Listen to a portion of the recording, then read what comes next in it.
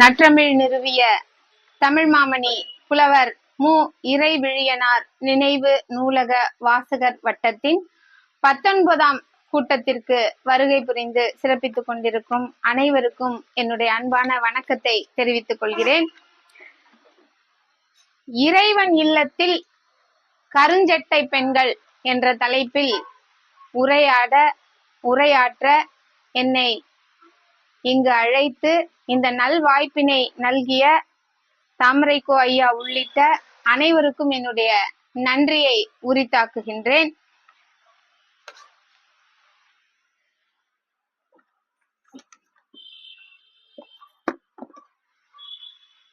கருஞ்சட்டை பெண்கள், ஆமா வந்துட்டாங்க அப்பதான் கருஞ்சட்டை பெண்கள்னு சொல்லிட்டு அப்படின்னு இந்த தலைப்பை பார்த்த உடனே சொல்றவங்களும் இருக்காங்க, சொல்லாதவங்க அதை நினைக்கிறவங்களும் இருக்கிறாங்க நிறைய பேரு. நம்ம பேச ஆரம்பிச்ச உடனே நிறைய பேர் என்ன பண்ணுவாங்கன்னா, ஐயோ ஆமா அந்த அம்மா வந்துட்டாங்க, எப்ப பார்த்தாலும் பெரியாரு, கருப்பு சட்டை, அம்பேத்கர்ன்னு பேசிட்டு இருக்கிறாங்க. நான் அப்படிதான் பேசுவேன், நான் அப்படித்தான் பேசணும். ஏன்னா நான் ஒரு பெண்ணாக பெரியாருக்கும் அம்பேத்கருக்கும் நன்றி கடன் பட்டவளாக இருக்கிறேன். எனவே இந்த கருஞ்சட்டை பெண்கள் அப்படின்ற தலைப்புல இங்க உரையாற்றுறது எனக்கு கிடைத்த மிகப்பெரிய வாய்ப்பு. மிகுந்த மகிழ்ச்சியோடு இந்த உரையை உங்கள் மத்தியில தொடங்குறேன். பொதுவா கருப்பு சட்டை போட்டாங்க, போராடினாங்க, திராவிட இயக்கத்துல பெண்கள் என்னென்ன செஞ்சாங்க, இதே ஏன் சொல்லிக்கிட்டே இருக்கிறீங்க அப்படின்னு கேட்டா, வரலாறு முக்கியம் அமைச்சரேன்றாங்கல்ல, அது மாதிரி கருஞ்சட்டை பெண்களின் வரலாறு மிக மிக முதன்மையானது. இதுல என்ன அப்படின்னா, இங்க பேசுறதுல ஒரு சிறிய ஒரு தயக்கம் எதுக்கு வருதுன்னா, தாமரைக்கோ ஐயாலாம் இருக்கிற இடத்துல நிறைய பேரு கருஞ்சட்டை பெண்களை பற்றி தெரிந்தவர்கள் இருக்கிறவங்க இடத்துல நான் பேசுறேனே சின்ன பிள்ளை அப்படிங்கிறது தான் ஒரு தயக்கமா இருக்கு. இருந்தாலும் என் மனதிற்குள் ஏற்பட்ட தாக்கங்கள், கருஞ்சட்டை பெண்கள் வீராங்கனைகள் என்னெல்லாம் செஞ்சிருக்காங்க, யார் யார் அதுல அப்படிங்கறத அறிமுகப்படுத்துறதுக்கே உண்மையாவே ஐயா 1 மணி நேரம் சொன்னாங்க. நான் ஒரு 45 மணித்துளிகளாவது பேசலாம்னு நினைச்சிட்டு திட்டமிட்டு வந்திருக்கேன். இதுல என்னன்னா, அவங்க பெயரை சொல்லணும்னாலே பெரிய நீளமான ஒரு பெயர் பட்டியல் இருக்கு. இருந்தாலும் கொஞ்சம் கொஞ்சம் அவங்கள பத்தி சொல்ல வேண்டியது என்னுடைய கடமையா நினைக்கிறேன். பொதுவா பெண்கள் இன்னைக்கு நிலைமைக்கு பேசணும் அப்படின்னாலே மேடையில பேசுறாங்க. ஒரு பெண் மேடை 25 பெண்கள் சந்தித்து கொண்டிருக்கும் நிகழ்வுகள் என்னன்னு அப்படின்னா, ஒரு பொண்ணு பேசுது அப்படின்னா, ஐயோ இந்த அம்மா பேச ஆரம்பிச்சா ஓயாது, இந்த அம்மா பேசுறத வேற கேட்டுக்கிட்டு இருக்கணுமாக்கும். அப்புறம் ஆண்கள் இவ்வளவு பேர் இருக்கையில இந்த அம்மா என்னமோ பெரிய ஆளு மாதிரி பேசிட்டு இருக்கிறாங்க.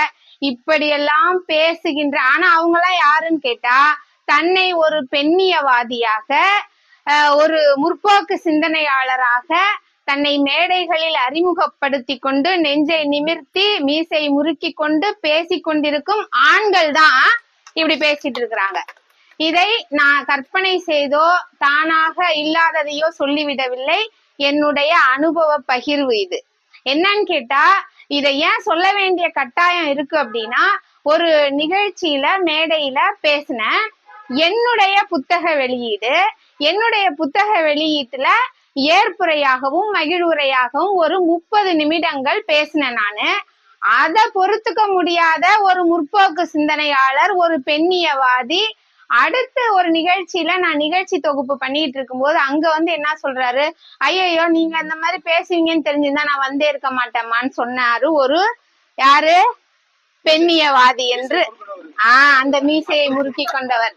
அப்படிப்பட்ட மனிதர்கள் மத்தியில 2025 நாம் வாழ்ந்து கொண்டிருக்கிறோம் என்றால், 100 ஆண்டுகளுக்கு முன் திராவிட இயக்கத்தில் தொடங்கப்பட்ட காலகட்டத்தில் பெண்கள் வீராங்கனைகள் ஒரு போராட்ட களத்தில் குதித்து பொது மேடைகளில் பேசி கடவுள் இல்லைன்னு சொன்னாலே ஓடி ஓடி விரட்டி விரட்டி அடிக்கிற காலகட்டத்துல, அதுவும் வீட்டுக்குள்ள கடை, அந்த அடுப்பு வேலையை பாரு, சோத்த ஆக்குனியா போட்டமான்னு இருக்கணும் அப்படின்னு இருந்த காலகட்டத்துல வெளியில கடவுள் மறுப்பு பேசி, சாதி ஒழிப்பு பேசி, இந்தி திணிப்புக்கு எதிராக பேசி, மூட நம்பிக்கை ஒழிப்புக்கு எதிராக பேசிய வீராங்கனைகள் தான் நமது கருஞ்சட்டை பெண்கள். பேச்சளவுல மட்டும் இல்லாம பொது தளத்துல பெண்களை இறக்கி விட்டு வெற்றி அடைந்து அதன் பலனை தன் வாழ்நாளிலேயே பார்த்த ஒரே தலைவர் தந்தை பெரியார் அவர்கள். அவரோடு களத்தில் பணியாற்ற பெண்கள் தான் கருஞ்சட்டை பெண்களா இருக்காங்க. அவர் வழியில் இன்று பணியாற்றி கொண்டிருக்கும் பெண்கள் தான் கருஞ்சட்டை பெண்களா இருக்காங்க. இதுல என்னன்னா, தந்தை பெரியார் மட்டும்தான் இந்த மாதிரி பண்ணாரா, இந்த கருஞ்சட்டை பெண்களை உருவாக்குனாரா, தந்தை பெரியார் மட்டும்தான் பெண்களை பொது தளத்துக்கு இறக்கி விட்டாரா, காந்தி தான் அப்படி எல்லாம் செஞ்சாரு, பாரதியார் தான் பெண் விடுதலையை பேசினாரு அப்படின்னு பேசுறவங்க மத்தியில இன்னும் பின்னாடி சில கேள்விகளும் கேட்க முடியும். காந்தி போராட்ட களத்துல பெண்களை கொண்டு வந்தாருன்னு சொல்றவங்களுக்கு இந்த ஒரு புத்தகம், நான் ஒரு 3-4 புத்தகங்கள்ல இருந்து கருத்துக்களை எடுத்துட்டு வந்திருக்கேன். இந்த புத்தகங்கள் எல்லாமே நானா பேசல, எல்லாமே தந்தை பெரியார் எங்க போனாலும் இவ்வளவு புத்தகங்களை எடுத்துட்டு போவாராம் ஆதாரமா. இந்த பாருப்பா, நானா எதுவும் பேசல, இந்த புத்தகத்துல இந்த பக்கத்துல இது இருக்குன்னு. அதே மாதிரி நானும் ஒரு 4-5 புத்தகங்கள்ல இந்த பக்கத்துல இது இருக்குன்னு சொல்ற மாதிரியாதான் நான் குறிப்புகளை எடுத்துட்டு வந்திருக்கேன். இந்த கருஞ்சட்டை பெண்கள் அப்படின்ற புத்தகத்தை தோழர் ஓவியா எழுதியிருக்கிறாங்க. அவங்க புதிய குரல் இதழ் நடத்திக்கிட்டு இருக்கிறவங்க. அவங்க முற்போக்கு எழுத்தாளராக ஒரு கருஞ்சட்டை பெண்ணாக நடமாடி கொண்டிருக்கிறார். அருளியர் ஐயா அவர்களை வருக வருக என வரவேற்று வணங்குகிறேன். இப்ப இன்னொன்னு என்னன்னா, அருளி ஐயா வந்த பிறகு நான் எப்படி பேசுறது அப்படின்றது ஒண்ணு. என்னன்னா, ஐயாவுக்கு முன்னாடி நானும் பேசுறதும் எனக்கு கிடைத்த பெரும் பேரா நான் கருதுறேன். இப்ப இந்த கருஞ்சட்டை பெண்கள் அப்படின்ற புத்தகத்தை தோழர் ஓவியா எழுதியிருக்காங்க. அந்த புத்தகங்கள்ல இருந்து நான் நிறைய குறிப்புகளை எடுத்துட்டு வந்திருக்கேன். இதுல அவங்க சொல்லியிருக்கிற நிறைய கருத்துக்களுடைய ஒரு எசன்ஸா நாங்க கொடுக்குறேன். சில ஆங்கில சொல் பயன்படுத்திக்கிறேன் ஐயா, வேற எனக்கு வந்துருது. இப்ப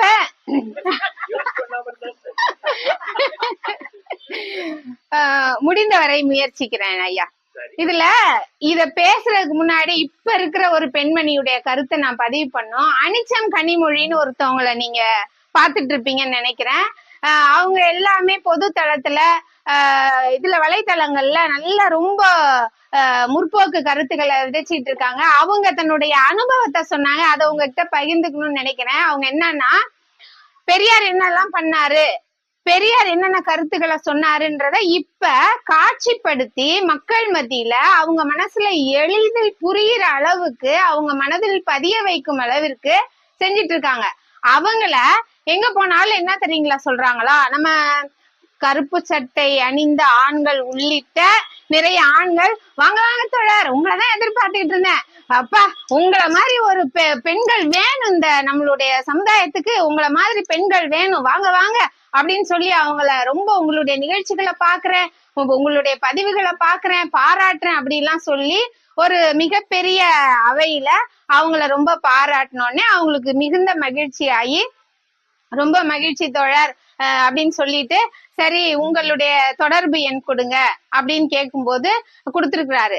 அவங்களுடைய துணைவியார் தொடர்பு எண் கொடுங்க அப்படின்னு கேட்கும்போது கொடுத்துருக்குறாங்க. அது மாதிரி நிறைய இந்த மாதிரி யாரெல்லாம் பாராட்டினாங்களோ, இப்ப இங்க வந்திருக்கவங்களோ ஒரு 4 பேர் பாராட்டினீங்கன்னா அந்த 4 பேருடைய துணைவியாருடைய தொடர்பு எண்களை வாங்கிக்கிட்டா அவங்க கூட நான் தொடர்புல இருப்பேன் அப்படின்னு சொல்லி கேட்டிருக்காங்க. அவங்களும் கொடுத்துருக்காங்க.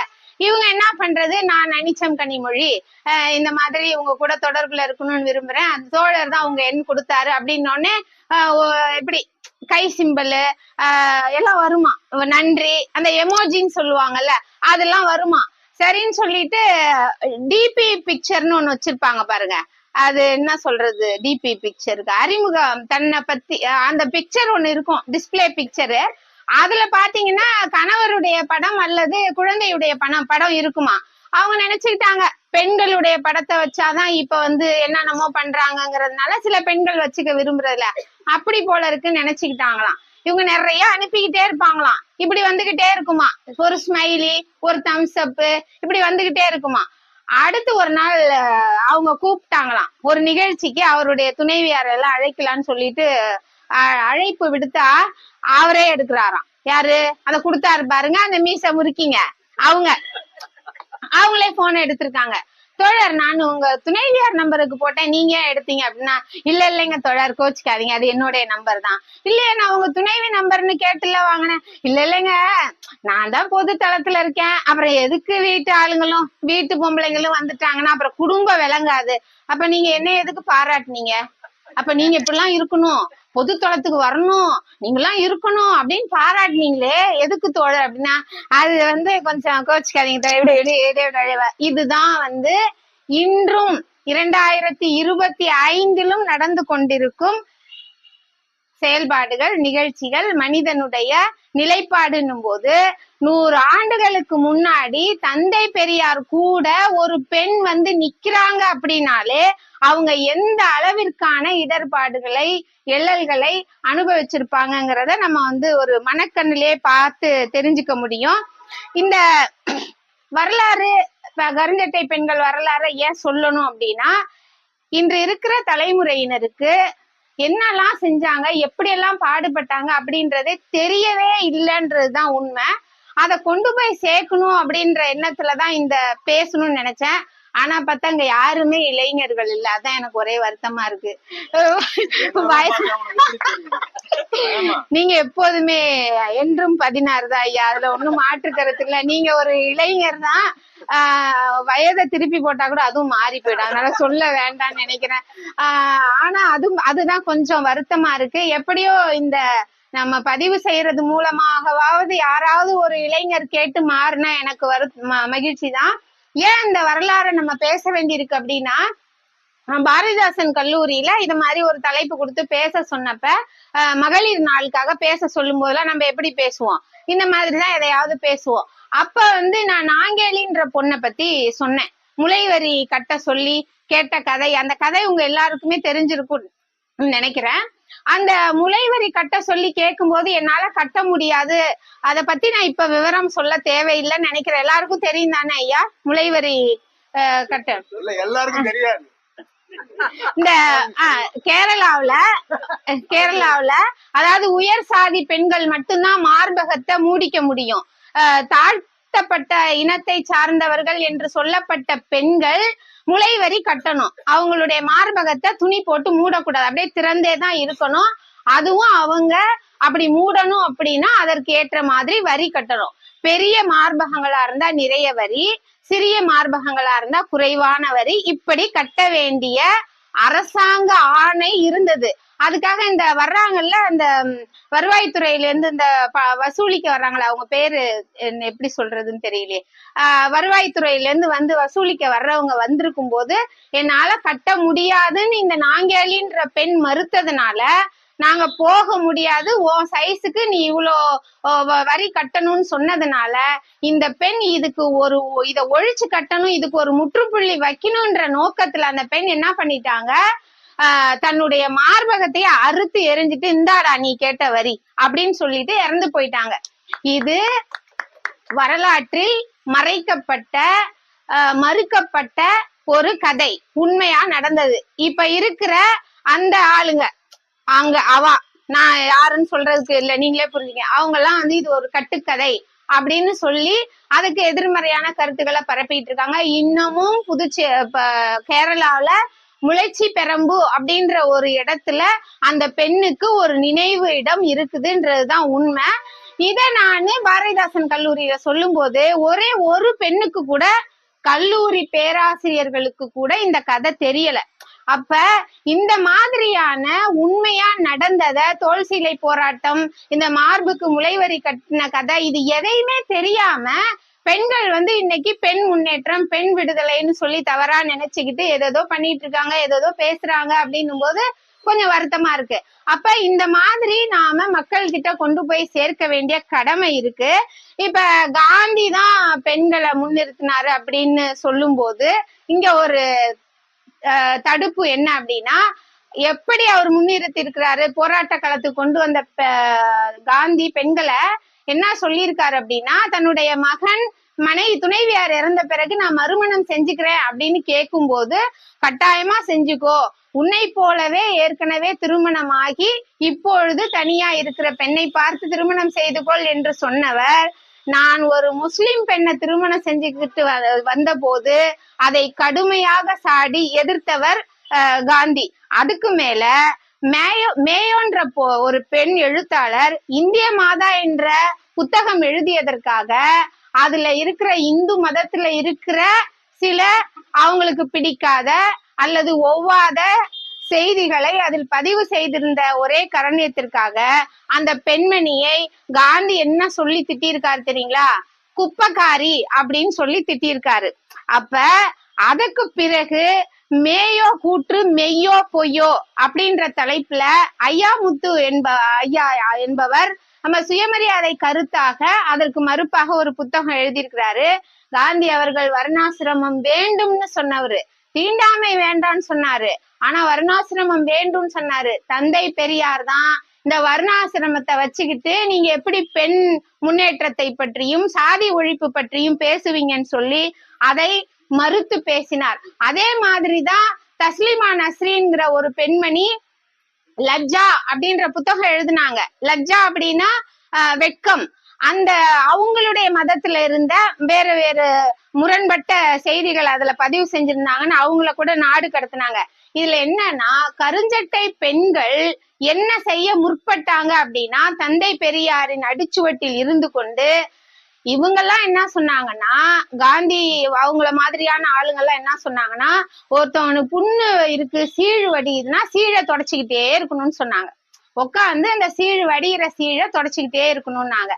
ஆனா பெரியார் வழியில் வந்த கருஞ்சட்டை பெண்கள் என்ன செஞ்சாங்க அப்படின்னா, அந்த புண்ணே இருக்கக்கூடாது, அந்த புண்ணு வராம தடுக்கணும், அந்த புண்ணை ஆற்றுவதற்காக என்ன செய்ய வேண்டும், மாற்றுவதற்காக என்ன செய்ய வேண்டும் என்பதை மனதில் கொண்டு அதற்காக அர்ப்பணிப்போடு வீரத்தோடு தியாக உணர்வோடு களத்தில் இறங்கி பொது தளத்தில் போராடிய பெண்கள் தான் கருஞ்சட்டை பெண்கள்.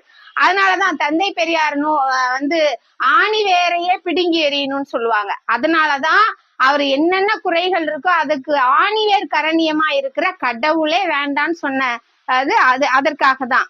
இப்ப பெண்ணுக்கான அரசியலை தொடங்கி வைத்தவர் யார் அப்படின்னா தந்தை பெரியார் தான். அதை எங்க இருந்து தொடங்கி இருக்காரு அப்படின்னா, இப்ப நம்ம ஆளுங்க சொன்னேன்ல அந்த பெண்ணியவாதிகள் மீச முறிக்கிங்க அவங்கள மாதிரி இல்லாம தந்தை பெரியார் என்ன செஞ்சாருன்னா அந்த பெண் அரசியலை தன்னுடைய வீட்டிற்குள் இருந்து தொடங்கி இருக்கிறார். அதுவும் அந்த வீட்டுக்குள்ள எங்க இருந்து தொடங்கி இருக்கிறார் அப்படின்னா சின்னத்தாயம்மாள் அப்படின்ற தன்னை பெற்ற தாயிடம் இருந்து அதை தொடங்கி இருக்கிறார். எப்படின்னா அது எவ்வளவு பெரிய சிரமம் என்பதை நம்மால் நினைத்து கூட பார்க்க முடியாது. ஒரு மிகப்பெரிய செல்வ சீமான் குடும்பத்தில் வாழ்ந்து கொண்டிருக்கும் சின்னத்தாயம்மாள் வீட்டுல இருக்கும் போதே பட்டு துணி உடை உடுத்தி கொண்டிருந்த அந்த சின்னத்தாயம்மாளிடம் கொஞ்சம் கொஞ்சமாக இவருடைய கருத்துக்களை முற்போக்கு சிந்தனைகளை இவர் எதற்காக பாடுபடுகிறார் என்பதை கொஞ்சம் கொஞ்சமாக ஆங்கிலத்துல இன்ஜெக்ட் பண்றாங்கன்னு சொல்லுவாங்க. அந்த மாதிரி அவங்களுக்கு செலுத்தி அவரையும் கதர் ஆடை அணிய வைத்து வெற்றி கண்டவர் தந்தை பெரியார் அவர்கள். அதனால முதல் கருஞ்சட்டை பெண்ணாக நான் பார்க்கும் பெண் யார் அப்படின்னா தந்தை பெரியாருடைய தாயார் சின்னத்தாயம்மாள் அவர்களை நான் பார்க்கிறேன்.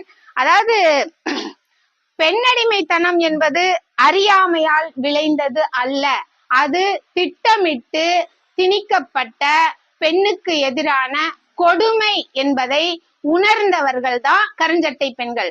அந்த கொடுமைக்கு எதிராக அதை ஒழித்து கட்டுவதற்காக களமாடியவர்கள் தான் கருஞ்சட்டை பெண்கள். அதுல சின்னத்தாயம்மாவுக்கு அடுத்ததா யார நம்ம சொல்ல முடியும் அப்படின்னா நாகம்மையார சொல்ல முடியும்.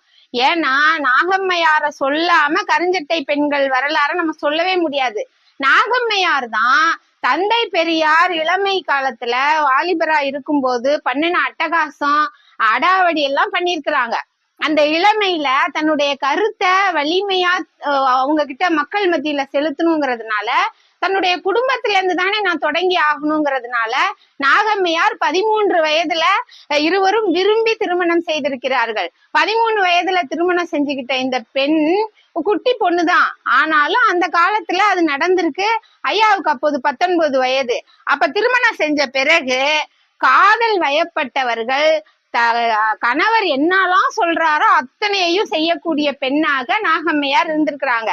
கோயிலுக்கு போய் ரொம்ப பக்தி பரவசமா வேண்டுதெல்லாம் பண்ணிக்கிட்டு விளக்கேற்றுற வேலையெல்லாம் செய்த பெண்மணி தான் நாகம்மையார் அவங்க. ஆனா நோம்புலாம் இருப்பாங்களாம். ஏன்னு கேட்டா சின்ன தாயம்மா வந்து குழந்தை வேணும்னு சொல்லி நோம்பு இருக்க சொல்லுவாங்களாம். நோம்பு இருக்கும்போது இவர் நிறைய இந்த சில்மிசோன்னு சொல்லுவாங்கல்ல, நம்ம ஊர்ல பாண்டிச்சேரியில இந்த சில்லுண்டி வேலைன்னு சொல்றாங்க. இந்த சில்லுண்டி வேலையெல்லாம் பெரியார் பண்ணியிருக்கிறாரு அவங்க கிட்ட. என்னன்னா நோம்புக்கு என்னைக்கு அவங்க இருக்கிறாங்க வெள்ளிக்கிழமை அப்படின்னு தெரிஞ்ச உடனே இவர் என்ன பண்ணுவாராம், அன்னைக்கு எனக்கு கறி வேணும்னு அடம் பிடிப்பாராம். சரின்னு இவங்க காதல் கொண்ட மனைவிங்கிறதுனால மாமியாருக்கு தெரியாம ஏதோ இவங்களுக்கு சமைச்சு இவருக்கு பரிமாறிட்டு அதுக்கு முன்னாடியே அவங்களுக்கு நோம்புக்கு தேவையான உணவையெல்லாம் அப்படி எடுத்து வச்சுட்டு இவங்க குளிக்க போன நேரத்துல அந்த சோத்துக்குள்ள எலும்பு துண்டை நடுவுல சொருகி வச்சுட்டு இவர் பாட்டுக்கு போயிட்டு வரான். அவங்க ரொம்ப பக்தி பரவசமா குளிச்சுட்டு வந்து சாப்பிடும்போது ஒரு பெரிய எலும்பு வந்து அப்படி அகப்படுமா. இதெல்லாம் சகிச்சு பொறுத்து இதெல்லாம் தாண்டி வரும்போது அவங்க மாமியாரே ஒரு கட்டத்துல சின்ன தாயம்மாலே என்ன சொல்லிட்டாங்க, இந்த புருஷனை கட்டிக்கிட்டு நீ நோன்பு இருந்ததும் போதும் ஒன்னும் ஒரு இதுவும் தேவையில்லை, விட்டுருமா ஒரு வழியா. இப்ப நம்ம எல்லாம் என்ன சொல்றோம், ஒரு ஆணியும் வேணா விட்டுருன்னு சொல்றோம்ல, அந்த மாதிரி அவங்க அதை விட்டுடுன்னு சொல்லி இருக்கிறாங்க போல இருக்கு. இந்த அளவுக்கு அது இல்லாம கோயிலுக்கு போனப்ப நிறைய இந்த மாதிரி சுள்ளுண்டி வேலையெல்லாம் பண்ணி அவங்க அந்த கோயிலுக்கு போறதுல இருந்து மாத்திருக்காங்க. சில நேரங்கள்ல நல்வழிப்படுத்துறதுக்கு இப்ப நம்ம எங்க அப்பா வந்து சின்ன பிள்ளையில அடிச்சிருக்கிறாங்க, என்னையெல்லாம் நிறைய திட்டிருக்காங்க. ஆனா அப்ப எனக்கு வருத்தமா இருந்தது. இப்ப என்ன தோணுதுன்னா, அப்பா நம்ம கிட்ட இப்படிப்பட்ட கருத்துக்களை நமக்குள்ள விதைக்கிறதுக்காக தான் அப்படி கடுமையா இருந்திருக்கிறாங்கிறத நான் உணர்ந்திருக்கேன். அதே மாதிரி தன்னுடைய துணைவியார் அப்படி வரணும்னு நினைச்சதுனால கொஞ்சம் அந்த மாதிரி கொஞ்சம் கரடு முரடான வேலையெல்லாம் தந்தை பெரியார் பண்ணிருக்கிறாங்க. அத வந்து பொறுத்துக்கிட்டு ஐயாவின் அடிச்சுவட்டில் பயணிக்க ஆரம்பித்த பெண்மணி தான் இந்த கருஞ்சட்டை பெண்மணி அன்னை நாகம்மையார். அவங்கள அதனாலதான் சுயமரியாதை இயக்கத்தின் தாய் அப்படின்னு சொல்றாங்க. சும்மாலாம் கிடையாது. அப்போ தாலி இல்லாம இருந்தாக்கா எப்படி எல்லாம் பேசுவாங்க பெண்கள்ன்றத அந்த புத்தகங்கள் படிக்கும் போது நமக்கு தெரியுது. இவங்க தாலி போட்டிருப்பாங்களாம். தாலியே தேவையில்லை, பெண்ணடிமைத்தனத்தின் அடையாளம்னு சொல்லிட்டு தந்தை பெரியார் தன் மனைவி கிட்ட அந்த வேலையை தொடங்கியிருக்காரு. தாலிலாம் நீ ஒரு நாள் தாலியை கழட்டுன்னு சொல்லியிருக்காரு. இல்ல நான் கழட்ட மாட்டேன், அம்மா திட்டுவாங்க மாமியார் திட்டுவாங்க. இந்த பாரு, புருஷன் பக்கத்துல இருக்கும்போது தாலி தேவையில்லையா நீ அவுத்துருன்னு சொல்லியிருக்காரு. சரி நம்பி லவ் இல்ல செம லவ் வேற உடனே அவுத்து கொடுத்துருக்காங்க. அவரு அதை வாங்கி சட்டை பைக்குள்ள வச்சுக்கிட்டு வேணும்னே போயிட்டாராம். அடுத்து இவங்க ஐயோ தாலிய காணும் மாமியார் வேற கேட்பாங்களேன்னு சொல்லி தேடும் போது இவர் வேணும்னே திட்டமிட்டு போயிட்டாரு. ஆள் தலையே காணும். அப்படியெல்லாம் பார்த்து அவங்க உடனே அவங்க மாமியாருக்கு தெரிஞ்சோடனே அவங்க அன்னைக்கு முழுக்க கழுத்தை சுத்திக்கிட்டு கழுத்தை மறைச்சிக்கிட்டு எல்லாம் வேலை செஞ்சுக்கிட்டு இருப்பாங்களா. இதுல இருந்து அக்கம் பக்கத்துல இருந்து ரொம்ப பயங்கர இன்ட்ரெஸ்டிங் ஸ்டோரின்னு சொல்லிட்டு எல்லாம் இவங்க வீட்டுக்கு வந்துருவாங்களாம். வந்து ஆமாண்டி தாலியவா கழட்டி வைப்போ ஒரு பொம்பளை அப்படிலாம். இன்னைக்கு நான் தாலி அவுத்து வச்சுட்டேன், லாக்கர்ல இருக்கு. இன்னைக்கு நான் தாலி போடாததுக்குமே எங்க அலுவலகத்துல கேட்பாங்க, ஆமா அப்புறம் உங்களுக்கு என்ன மாதிரி தாலி அப்படின்னு கேட்பாங்க. வந்து உக்காந்துக்கிட்டு தாலிய காமிச்சுக்கிட்டு இருந்தவங்க உள்ள போட்டுக்கிட்டு காட்டு ஓன் தாலின்னுவாங்க. நான் வந்து எதுக்கு அதுக்கே நீங்க உள்ள போட்டு, ஐயோ 2 தாலி மீட் பண்ணிக்க கூடாதான். இன்னைக்கும் 2 தாலி மீட் பண்ணிக்க கூடாதுன்ற முட்டாள்தனத்தோட படித்த பெண்கள் அவங்க எல்லாம் என்னன்னா படிக்கிறத கல்வியை ஒரு பணம் சம்பாதிக்கும் கருவியாக மட்டுமே இன்னைக்கும் பயன்படுத்திக்கிட்டு இருக்க பெண்கள் இருக்கிற காலகட்டம் இன்னைக்கும் இருக்குதுன்னும் போது 100 ஆண்டுகளுக்கு முன்னாடி அன்னை நாகம்மையாரை எவ்வளவு இவங்க பாடாப்படுத்தி இருப்பாங்க. நம்மள சுத்தி இருந்த பெண்கள் அந்த உலகம் அப்படிங்கிறத கற்பனை பண்ணி பார்க்க முடியல. அந்த தாலி கதை ஒண்ணு, அதுக்கப்புறம் அவங்களே புரிஞ்சுக்கிட்டு அப்புறம் ஊருக்கு போனாதான் தாலி போடணும், கூட இருந்தா தாலி தேவையில்லைன்னா இவங்க அந்த டயலாக எடுத்து விடுறதான். ஏய் உங்களுக்கு எல்லாம் என்னாடி தெரியும், ஊருக்கு புருஷன் பக்கத்துல இல்லைனாதான் தாலி போடணும், என் புருஷன் என் பக்கத்துலதான் இருக்காரு அதனால இப்ப எனக்கு தாலி தேவையில்ல, இவரு கடைசியில தாலியை கொடுத்த மாதிரியே இல்ல போல இருக்குது. இப்படி எல்லாம் வந்து நிறைய அந்த மாதிரி நிறைய கதை இருக்கு. படிக்க படிக்க ரொம்ப ஆசையா இருக்கும். அடுத்து விருந்தோம்பல் அப்படின்னும் போது அன்னை நாகம்மையாருக்கு இணையாக விருந்தோம்பல் செய்பவர்கள் யாரும் இருக்க முடியாது. தந்தை பெரியார் எப்போதுமே சிக்கனத்துக்கு பெயர் பெற்றவர். சமையல் சமைச்சு சமைச்சு எல்லாத்துக்கும் போட்டுக்கிட்டு இருக்க நாகம்மையார்கிட்ட வந்து எப்பவாவது அப்பப்ப சொல்லுவாராம், இதை ஏன் இவ்வளவு செலவு பண்ண, எதுக்கு இத்தனை காய் செஞ்ச, இப்ப எதுக்கு காப்பி போட்ட, மோர் ரொம்ப கம்மி விலையில மோர் செய்ய முடியுமே, மோர் உடம்புக்கு நல்லது, இதுல எதுக்கு இவ்வளவு பாலை செலவு பண்ண, இப்படி எல்லாம் கேட்டதுனால நாகம்மையார் என்ன பண்ணிருக்காங்க, எல்லாத்துக்கும் நல்ல வகையா சமைச்சு போட்டுட்டு அவருக்கு மட்டும் என்ன பண்ணுவாங்கன்னா கம்மியா காய் வைப்பாங்களாம். அப்புறம் கெஞ்சி கேட்டு ஏமா கொஞ்சம் காய் வையின்னு கேட்டு சாப்பிடுற அளவுக்கு இதெல்லாம் அவர்களுக்குள்ள நடந்த ஒரு இனிமையான நிகழ்வுகள். இதுல என்னன்னா முதல்ல அவங்களுக்கு வந்து இந்த தன்னை சுயமரியாதை இயக்க பெண்ணாக மாற்றிக்கொண்டு களத்தில் இறங்கியது கள்ளுக்கடை மறியல்ல இறங்கியிருக்காங்க. அப்புறம் கதர் சேலை அணியும் நிகழ்வுல அவங்க இணைஞ்சு இருந்திருக்காங்க. இதை விட சிறப்பானது வைக்கம் போராட்டத்துல பெரியார் சிறைக்கு சென்ற பிறகு தொய்வடைந்து போய் இருந்த நிலையில நீங்க ஒன்னும் கவலைப்பட வேண்டாம், நானே பெண்களை அழைத்து கொண்டு அணி திரண்டு போய் நாங்க போராடி வெற்றி அடைவோம் என சொல்லி நாகம்மையாரும் கண்ணம்மாளும் நிறைய பெண்களை சேர்த்து கொண்டு அந்த போராட்டத்தில் வெற்றி அடைந்தவர் பெருமைக்குரியவர் அன்னை நாகம்மையார் அவர்கள். அந்த அகில இந்திய காங்கிரஸ் கட்சியின் முதல் தமிழ் பெண் பிரதிநிதியாக இருந்த பெருமைக்குரியவர் நம்முடைய நாகம்மையார் அவங்க. அப்புறம் குடியரசு, ரிவோல்ட் ஆகிய இதழ்களின் இதழாசிரியராக இருந்து பணியாற்றி இருக்கிறார். மாநாடு, நிறைய இயக்க போராட்டங்கள், கைம்பெண் மறுமணம்லாம் இவங்களே நடத்தி வச்சிருக்காங்க. தாலி சென்டிமெண்ட்ல இருந்த பெண்மணி கைம்பெண் மறுமணம், சாதி மறுப்பு திருமணம், சுயமரியாதை திருமணம், இதெல்லாம் பள்ளி படிப்பே இல்லை என்றாலும் ஒரு மிகச்சிறந்த அறிவாற்றல் நிறைந்த பெண்மணியாக இருந்து தந்தை பெரியாருக்கு மிகப்பெரிய துணையாக அவர் காட்டிய வழியில் பயணித்த வெற்றி நடை போட்ட அந்த பெண்மணி தான் என்ன ஆச்சுன்னா தன்னுடைய 48வது வயதுல மரணம் அடைஞ்சிருக்காங்க. இதுக்கிடையில அவங்க தந்தை பெரியார் ஐரோப்பிய நாடுகளுக்கும் ஆப்பிரிக்க நாடுகளுக்கும் 10 மாதங்கள் பயணம் செஞ்சு இந்த பகுத்தறிவு புரட்சி பண்ணணும்னு சொல்லிட்டு போயிருந்த காலகட்டங்கள்ல காதல் கணவனை எந்த இளம் பெண் ரொம்ப இளமையான வயதுல பிரிஞ்சு இருந்ததே அவங்களுக்கு நிறைய மன உளைச்சல், நோயெல்லாம் வந்திருக்குது அவங்களுக்கு. அதுக்கு பிறகு ஒரே ஒரு முறை மலேசியாவுக்கும் சிங்கப்பூருக்கும் நாகம்மையார் போயிருக்கிறாங்க. அப்ப போனப்ப இவங்களும் சேர்ந்து தந்தை பெரியாரோடு அறிவு புரட்சியை செய்திருக்கிறார். அறிவு கருத்துக்களை மலேசிய சிங்கப்பூர் மக்களிடமும் விதைத்திருக்கிறார். அதில் பெரும் பங்கு ஆற்றி இருக்கிறார் என்பது மிகப்பெரிய மகிழ்ச்சியான ஒரு செய்தியா நினைக்கிறேன். அதை விட ரொம்ப ரொம்ப ஒரு சிறப்பான செய்தி, இந்தியாவிலேயே முதலில் அரசியல் போராட்ட களத்தில் குதித்து சிறைவாசம் ஏற்ற ஒரே முதல் பெண்மணி நாகம்மையார்.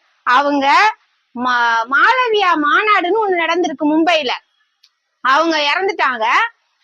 அப்போ ஒருத்தவங்க வந்து அந்த இரங்கல் செய்திய சொல்லும் போது சொல்றாங்க, காந்தி என்ன சொன்னாராம், மாளவியா மாநாட்டுல அந்த மாளவியா கேட்டாராம், அந்த ஒத்துழையாமை இது ரொம்ப தலைவிரிச்சு ஆடிக்கிட்டு இருக்கு, அந்த போராட்டத்தை எல்லாம் நிறுத்த சொல்லுங்க அப்படின்னு சொன்னப்ப காந்தி என்ன சொன்னாராம், இந்த போராட்டத்தை நிறுத்துவது என் கையில் இல்லை, தமிழ்நாட்டில் இருக்கும் 2 பெண்கள் கையில இருக்கு, அது யாருன்னா ஒன்று நாகம்மையார், இன்னொன்று கண்ணம்மாள் அப்படின்னு சொன்னாராம். இவங்க இறந்த செய்தி கேள்விப்பட்டு காந்தி மிகவும் மனமுடைந்து செய்தி போட்டதாக பதிவாயிருக்கு இந்த புத்தகத்துல. நிறைய இது போல் சொல்லலாம். அதுல ஒண்ணு சொல்லணும், இந்த புத்தகம் மங்கள முருகேசன் ஐயா எழுதிய இந்த புத்தகத்துல தந்தை பெரியார் அம்மா இறந்தப்ப அவருடைய செய்திய பதிவு பண்ணியிருக்காரு. அதை மட்டும் நான் இங்க வாசிக்கிறேன். நாகம்மாள் மறைந்தது எனக்கு ஒரு அடிமை போயிற்று என்று சொல்லட்டுமா, ஆதரவு போயிற்று என்று சொல்லட்டுமா, இன்பம் போயிற்று என்று சொல்லட்டுமா, உணர்ச்சி போயிற்று என்று சொல்லட்டுமா, ஊக்கம் போயிற்று என்று சொல்லட்டுமா, எல்லாம் போயிற்று என்று சொல்லட்டுமா, எதுவும் விளங்கவில்லையே அப்படின்னு சொல்லி பதிவு பண்ணியிருக்காங்க. தந்தை பெரியார் பதிவு பண்ணியிருக்காங்க. இது மாதிரி ஏராளம் இன்னும் நிறைய இருக்கு. என்ன சொல்லணும்னா கருஞ்சட்டை பெண்கள் ஒவ்வொருத்தரையும் பத்தி ஒரு நாள் முழுக்க பேசினாலும் முடியாது. இருந்தாலும் ஒரு சிறிய அளவுல தான் நான் சொல்லியிருக்கேன். ஏன்னா இன்னும் நிறைய பேரை பத்தி சொல்லணும்ன்றதுனால. அடுத்த ஆளு குடும்பத்தில இருந்தே வந்த பெண்மணி யாருன்னு பார்த்தா கண்ணம்மாள். கண்ணம்மாள்ன்றவங்க தந்தை பெரியாரின் உடன் பிறந்த தங்கை. நாகம்மையார் எந்தெந்த போராட்டத்தில் எல்லாம் இணைந்து களமாடினாரோ அத்துணை போராட்டங்களிலும் இணைந்து களமாடிய பெண் தான் கண்ணம்மாள் என்பவர். அவங்க கள்ளுக்கடை மறியல் வைக்கம் இப்படி எல்லாம் போய் கூட இப்ப இவங்களுக்கு சொன்ன அத்தனையும் இவங்களுக்கும் அந்த போராட்ட களம் அத்தனையும் இவங்களுக்கும் பொருந்தும். இவங்க ஒரு மிகப்பெரிய சொற்பொழிவாளராக கட்டுரையாளராக அப்பவே பெரிய அளவுல பெயர் பெற்றிருக்கிறாங்க. இவங்க கடவுள் மறுப்பு, மூட நம்பிக்கை எதிர்ப்பு, சடங்கு, மதம் இது அத்தனைக்கும் எதிராக கட்டுரைகளும் பேச்சும் மேடை பேச்சும் நடத்தி இருக்கிறாங்க. இன்றைய ஆட்சி ஏன் ஒழிய வேண்டும் அப்படின்ற தலைப்புல ஒரு கட்டுரை எழுதியிருக்காங்க. அந்த கட்டுரை ஏன் எழுதினாங்கன்னா அப்போ இருந்த காலகட்டத்துல பெரியாரையும் அம்பேத்கரையும் ஆங்கிலேயர்களின் அடிவருடிகள் என்று இழிவாக பேசிக்கிட்டு இருந்ததுனால இவங்க இன்றைய ஆட்சி ஏன் ஒழிய வேண்டும் அப்படின்ற தலைப்புல ஒரு கட்டுரை எழுதியிருக்காங்க. அந்த கட்டுரை எழுதி வெளியிட்டதுனால குடியரசுல வெளியிட்டதுனால அண்ணன் தங்கச்சி 2 பேரையுமே அரெஸ்ட் பண்ணி கடுங்காவல் தண்டனை கொடுத்திருக்கிறாங்க. அதாவது தந்தை பெரியாரையும் கண்ணம்மாவையும் கைது செய்து கடுங்காவல் தண்டனை கொடுத்திருக்காங்க. முதல் பெண் பத்திரிகையாளர், சிறை சென்ற முதல் பெண் பத்திரிகையாளர் யாருன்னு பாத்தீங்கன்னா கண்ணம்மாளை தான் சொல்லணும். அப்ப இவ்வளவு பேசி சாதிக்காக, மூட நம்பிக்கைக்காக, தாலி அது இதுன்னு எல்லாத்துக்கும் எதிராக பேசி இருக்கிற கண்ணம்மாள் எந்த அளவுக்கான எதிர்வினைகளை சந்தித்திருப்பார் என்பதை எல்லாரும் நம்ம நினைச்சு பார்க்கணும். இன்னைக்கு உண்மையிலேயே இப்ப ஒவ்வொன்றும் இதுல பார்க்கும்போது இன்னைக்கு அலுவலகத்துல தீபாவளி அன்னைக்கு எல்லா பெண்களும் சீக்கிரம், தீபாவளிக்கு முந்தின 2 நாள் எங்க அலுவலகத்துல இருந்து எல்லா பெண்களும் சீக்கிரம் வீட்டுக்கு போறாங்க. நான் மட்டும் அன்னைக்கு மட்டும் எக்ஸ்ட்ரா கொஞ்ச நேரம் உட்கார்ந்து இருக்கிறேன். அதுக்கு கொஞ்சம் முன்னாடியே வீட்டுக்கு போகலையா, தீபாவளிக்கு ஒன்னும் செய்யலையா? இல்ல எதுவும் செய்யலமா. தீபாவளி என்ன? இல்ல எங்களுக்கு தீபாவளி எல்லாம் கிடையாது. ஏன் கிடையாது? நம்ம பங்காளி தவறிட்டாரு. யாரு நம்ம பங்காளி? நரகாசுரன் தான் அப்படின்னு சொல்லிட்டேன். அடி பாவி, நீ எல்லாம் ஒரு பொம்பளையா இப்படின்னு கேக்குறாங்க. ஏன் தீபாவளிய கொண்டாடணும் அப்படின்னு கேட்டா, சரி இவ்வளவு பேசுறிய, பாவம் தாண்டி உங்க வீட்டுக்காரரு. எப்படி? என் வீட்டுக்காரரு பாவமா? இது இந்த மாதிரி கிண்டி விட்டு எங்க வீட்டுக்காரரு சில நேரங்கள்ல என்ன பண்றாருன்னா நம்மள ஒரு மாதிரியா பாக்குறாரு. ஏற்கனவே ஒரு மாதிரியா தான் பாப்பாரு. கருப்பு சட்டையை மாட்டிக்கிட்டு கிளம்புனாலே அவர் நினைச்சுக்காரு கிளம்பிருச்சுடா எப்பா. ஆனா போகாதேன்னு சொல்ல மாட்டாரு. போகாதேன்னு சொல்லி இருந்தாருன்னா எனக்கு ரொம்ப சிரமமா இருக்கும். நம்மளுடைய இயல்பான வாழ்க்கையை என்னால வாழ முடியாது. அதனால நல்ல வேலை எப்பா தப்பிச்சோம், போகாதன்னு சொல்லாமலாவது இருக்காருல்ல. ஆனா என்னன்னா ஒரு மாதிரியா பாப்பாரு. நான் என்ன பண்ணுவேன், நீங்க எப்படி வேணா பாத்துக்கப்பா, எனக்கு என்ன பண்ணிட்டு நான் பாட்டு கிளம்பி வந்துட்டேன். இன்னைக்கு என்னன்னா ஒரு திருமணத்துக்கு போகணும், 3 பேரும் போகணும். நான் கருப்பு சட்டையை போடும் போதே இது ஆரம்பிச்சிருச்சுடா. திருமணத்துக்கு போகணுன்ற அந்த கருப்பு சட்டையை மாட்டுது பாரு. இன்னமும் என்னன்னா கருப்பு சட்டை எது துயரத்தின் அடையாளம், எதிர்ப்பின் அடையாளம் இருக்கனால நான் கருஞ்சட்டை பெண்ணா இருந்துகிட்டு நான் கருஞ்சட்டையை போடாம எப்படி கருஞ்சட்டை பெண் தலைப்புல பேச வர்றதுங்கிறதுனால நான் எடுத்து போட்டுக்கிட்டேன். எனக்கு ஒரு பிரச்சனை இல்லை. எனக்கு இதுதான் சிறந்த, எனக்கு பிடிச்ச கருப்பு தான் எனக்கு பிடிச்ச கலருன்னு சொல்லிட்டு நான் எடுத்து போட்டுக்கிட்டேன். ஆனா அவர் பார்வையே இன்னைக்கு சரியில்லைதான். நம்ம ஒண்ணும் கண்டுக்க கூடாது. சரிப்பா நான் வரட்டுங்களா, நன்றி, தேவையானதெல்லாம் செஞ்சுட்டுதான் வந்திருக்கிறோம். நம்ம என்னன்னு கேளுங்க. பேச போறா பாரு, எப்ப பார்த்தாலும் இந்த மைக்க பிடிச்சிக்கிட்டு பேச போக வேண்டியது. வீட்டுல ஒரு வேலை செய்யறது இல்லைன்ற மாதிரி எதுவும் வந்துடக்கூடாதுன்ட்டு என்னென்ன அப்பாவுக்கும் பொண்ணுக்கும் தேவையோ அதை செஞ்சு வச்சுட்டுதான் வந்திருக்கேன். தேநீர் இங்க தேநீர் கிடைக்கும் எனக்குன்னு தெரிஞ்சாலும் அவங்களுக்கு அங்க செஞ்சு வச்சுட்டு வரணும். இரவு நான் வரலைன்னா கூட, திருமணத்துக்கு போகலைன்னா கூட இரவு தேவையான அந்த தொட்டுக்க இருக்குல்ல அதையும் செஞ்சு வச்சுட்டுதான் நான் வந்திருக்கேன். இப்ப இன்னைக்கு மேடையில பேசணும் அப்படின்னா அதுக்கு முன்னாடியில இருந்து ஓடிட்டு இருக்கோம். என்ன ஓடும்? எனக்கு மட்டும் இல்ல, எல்லா பெண்களுக்குமே. இன்னைக்கு நம்ம இந்த தலைப்பை ஒட்டி கொஞ்சம் பார்க்கணும், படிக்கணும். அது இல்லாம இதுங்களுக்கு என்னத்த செஞ்சு வச்சுட்டு போறது, அங்க வேற பதில் சொல்லி ஆகணுமே அப்படின்ற எண்ணம் எல்லாம் ஓடுதுல. எல்லாத்தையும் செஞ்சு வச்சுட்டு வந்தாலும் பார்வை ஒரு திணுசாதான் இருக்கு. அதுக்கு நம்ம ஒண்ணும் பண்ண முடியாது. இப்படி இருக்கிற இன்றைய காலகட்டத்தை நான் நினைச்சு பாக்குறேன். அப்ப அந்த பெண்கள் என்ன தெரியுமா, என் உடன் ரொம்ப நெருங்கிய தோழி, என் பக்கத்து வீட்டு தோழி அலுவலகத்துல பாத்துட்டு என்ன தெரியுமா கேக்குறாங்களாம், ஆமா அந்த உங்க பக்கத்து வீட்டுல இருக்காளே, வீட்டுல சோறு ஆக்குறாளா இல்லையா, எப்ப பார்த்தாலும் என்னமோ போட்டோ எடுத்து ஸ்டேட்டஸ்ல போடுறா, இதுல போடுறா, எப்படித்தாமா அவ இந்த மாதிரி வேலையெல்லாம் செய்யறா அப்படின்னு சொல்றவங்க. ஆனா என்ன பார்த்தோன்னே, எம்மாடி உன்னை பார்த்தாலே எங்களுக்கு பெருமையா இருக்குதுடா, எதிர்காலத்துல உன்னோட ஃப்ரெண்டுன்னு சொல்லிக்கிறதே எனக்கு அவ்வளவு பெருமை அப்படின்னு சொல்லிட்டு இப்படி நகர்ந்து போகும்போது என் ஃப்ரெண்ட பார்த்து இந்த கேள்வி எல்லாம் கேட்டுட்டு இருக்கிறாங்க. இன்னைக்கும் இப்படி பெண்களும் இருக்கிறாங்கன்னும் போது மூவலூர் ராமாமிர்தம் அம்மையார் அவங்க வாழ்ந்த காலத்துல காங்கிரஸ் கட்சியில இணைஞ்சு செயல்பட்டுட்டு பின்னாளில் தந்தை பெரியாரோடு திராவிட இயக்கத்துல இணைந்து எப்படி ஒரு இவங்களுக்கு இணையான பணியை யாருமே செஞ்சிருக்க முடியாதுன்னு தான் நான் சொல்லுவேன். அதை ஏன் அப்படி சொல்றேன் அப்படின்னா, மூவலூர் ராமாமிர்தம் அம்மையார் ஒரு தேவதாசி. தேவதாசினா எப்படின்னா, 5 வயதா இருக்கும்போது அவங்க ஒரு புத்தகத்துல அவங்க ஒரு குறிப்பிட்டிருக்கிறாங்க, 5 வயதா இருக்கும்போது என்னுடைய அம்மா 10 ரூபாய்க்கும் பழம் புடவைக்கும் ஒரு தாசியிடம் என்னை வித்துட்டாங்களாம். 10 ரூபாய்க்கும் பழம் புடவைக்கும் அந்த பொண்ணு 5 வயது குழந்தையாக இருந்த மூவலூர் ராமாமிர்தம் அம்மையார வித்துட்டாங்களாம். வித்துட்டதுனால அந்த தாசியின் பெயர் என்ன அப்படின்னா ஆட்சி கண்ணுன்றவங்க. அவங்களுடைய மகளாக வளர்க்கப்பட்டதனால் இவரும் தேவதாசியாகவே வளர்ந்திருக்கிறார். அதுவும் சின்ன பிள்ளையா இருக்கும்போது அழுது அம்மா அப்பா வேணும்னு அழும்போது அந்த அம்மா ஆட்சிக்கண் நகை நல்ல விதவிதமான உடையெல்லாம் காமிச்சு இந்த பொண்ணை அழுகைய நிறுத்தி அவங்களுடைய தொழில் செய்ய வச்சிருக்கிறாங்க. அத எவ்வளவு கொடுமையான அந்த இளம் வயதுல அதை அனுபவிச்சிருக்காங்கிறத எனக்கு படிக்கும்போது கொஞ்சம் அழுக வந்துச்சு. அவங்களுடைய வாழ்க்கைய படிக்கும்போது புத்தகத்தை மூடி வச்சுட்டு படிச்சேன் 2-3 தடவை. அவங்க ஒரு சின்ன குழந்தைய கோயில்ல தாசியா விட்டு அதுக்கு முன்னாடி என்னன்னா ஒரு வயதான கிழவனுக்கு வப்பாட்டியா, இப்ப வேற மாதிரி சொல்றோம்ல, அந்த மாதிரி இருக்கிற ஒரு வாழ்க்கை தான் அவங்களுக்கு கிடைச்சிருக்கு. நல்ல சுகபோகமான வாழ்க்கை கிடைச்ச பிறகு அந்த கிழவன் புட்டுக்கிட்டாரு. சீக்கிரம் புட்டுக்குச்சு அந்த ஆளு, ஏன்னா கிழவன் புட்டுக்குச்சு. உடனே என்ன பண்றது, கைவிடப்பட்டுட்டாங்க. கைவிடப்பட்ட பிறகு அவங்க மீண்டும் இந்த தொழிலுக்கு தான் போய் ஆகணும், வேற வழியே கிடையாது. ஆனால் எனக்கு பணமோ பொருளோ தேவையில்லை, இப்படிப்பட்ட வாழ்க்கையை வாழ்ந்து கொண்டிருக்கும் பெண்களை இந்த தேவதாசி வழக்கத்தில் இருந்து மாற்ற வேண்டும், அவர்களை எல்லாம் வெளியில கொண்டு வரணும்னு சொல்லிட்டு அரும்பாடுபட்டிருக்காங்க. தேவதாசி முறைய ஒழிச்சு கட்டுறதுக்காக அவ்வளவு அர்ப்பணிப்பு செய்த பெண்மணியாக நம்ம மூவலூர் ராமாமிர்தம் அம்மையார் இருந்திருக்காங்க.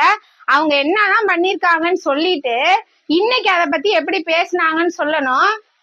மூவலூர் ராமாமிர்தம் அம்மையார் முத்துலட்சுமி டாக்டர் முத்துலட்சுமி சட்டப்பேரவையில இந்த இந்த தேவதாசி ஒழிப்பு மசோதாவை வைக்கணும்னு சொல்லி கேட்கும் போது கெஞ்சி கேட்டு முத்துலட்சுமி அம்மையார் வச்சிருக்கிறாங்க. அந்த உதவிய முத்துலட்சுமி அம்மையார் செஞ்சிருக்கிறாங்க.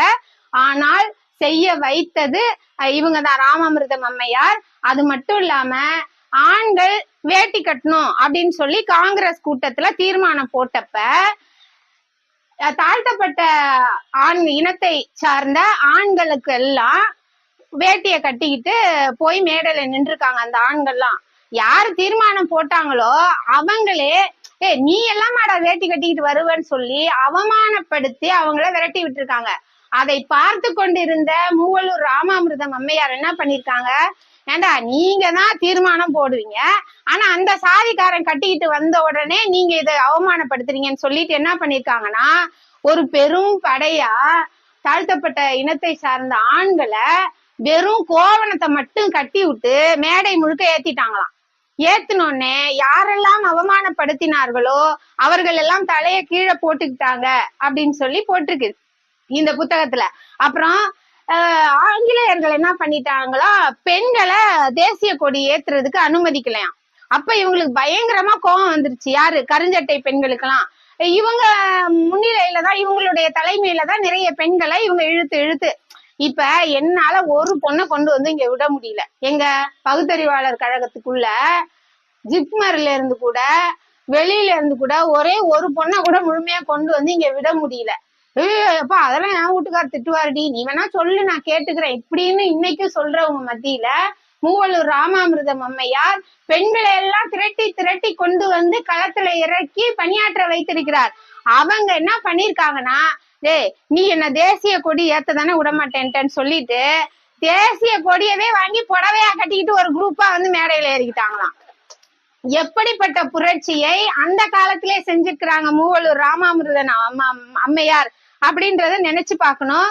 ஆனா இவங்களுடைய இப்படிப்பட்ட அர்ப்பணிப்பு வரலாற்றில் பெண்கள் எப்படி கொன்று புதைக்கப்பட்டார்களோ அதை போலவே அவர்களுடைய வரலாறும் புதைக்கப்பட்டிருக்கிறது, இருட்டடிப்பு செய்யப்பட்டிருக்கிறது, மறைக்கப்பட்டிருக்கிறது, மறுக்கப்பட்டிருக்கிறது என்ற உண்மை இவருடைய வாழ்க்கையிலிருந்து புரியும். ஏன்னு கேட்டா காங்கிரஸ் வரலாற்றுலயும் இந்த அம்மாவுடைய பெயர் இல்ல, பெண் உரிமை வரலாற்றுலயும் இந்த அம்மாவுடைய பெயர் இல்ல, தேவதாசி ஒழிப்பு வரலாற்றுலயும் இந்த அம்மாவுடைய வரலாறு பெயர் இல்ல. எதுல இருக்கும்னா சுயமரியாதை இயக்கத்தை பின்பற்றிக்கிட்டு இருக்கிறவங்க எழுதுறதுல மட்டும்தான் இருக்கும்.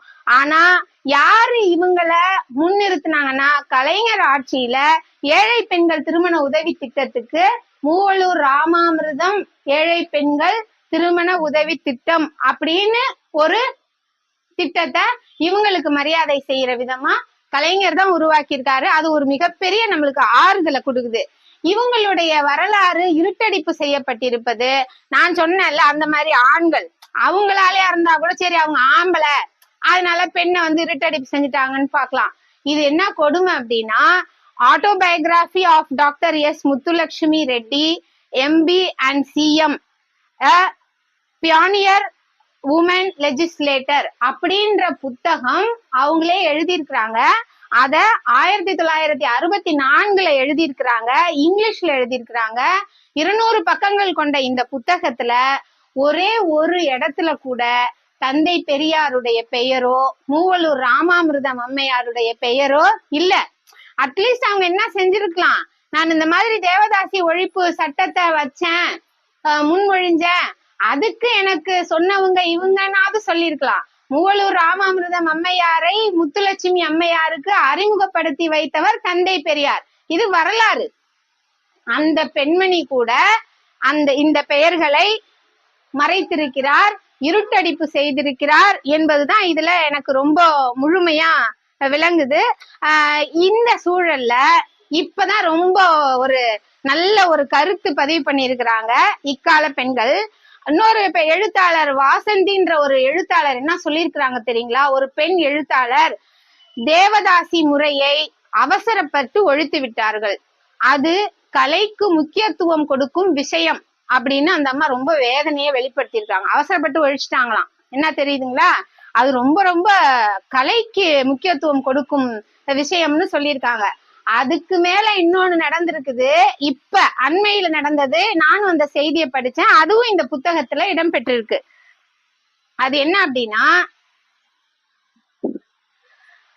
சொர்ணமாலியான்னு ஒரு நடிகை இருக்காங்க பாத்தீங்களா, அவங்க வந்து பிஹெச்டி பண்ணாங்க, முனைவர் பட்டம். அவங்களுடைய ஆய்வு கட்டுரைய சமர்ப்பிக்கிற ஒரு நிகழ்ச்சி ஒரு கல்லூரியில நடந்திருக்கு சென்னையில.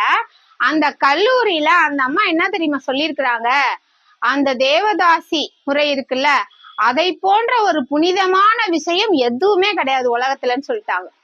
ஏன் தெரியுங்களா?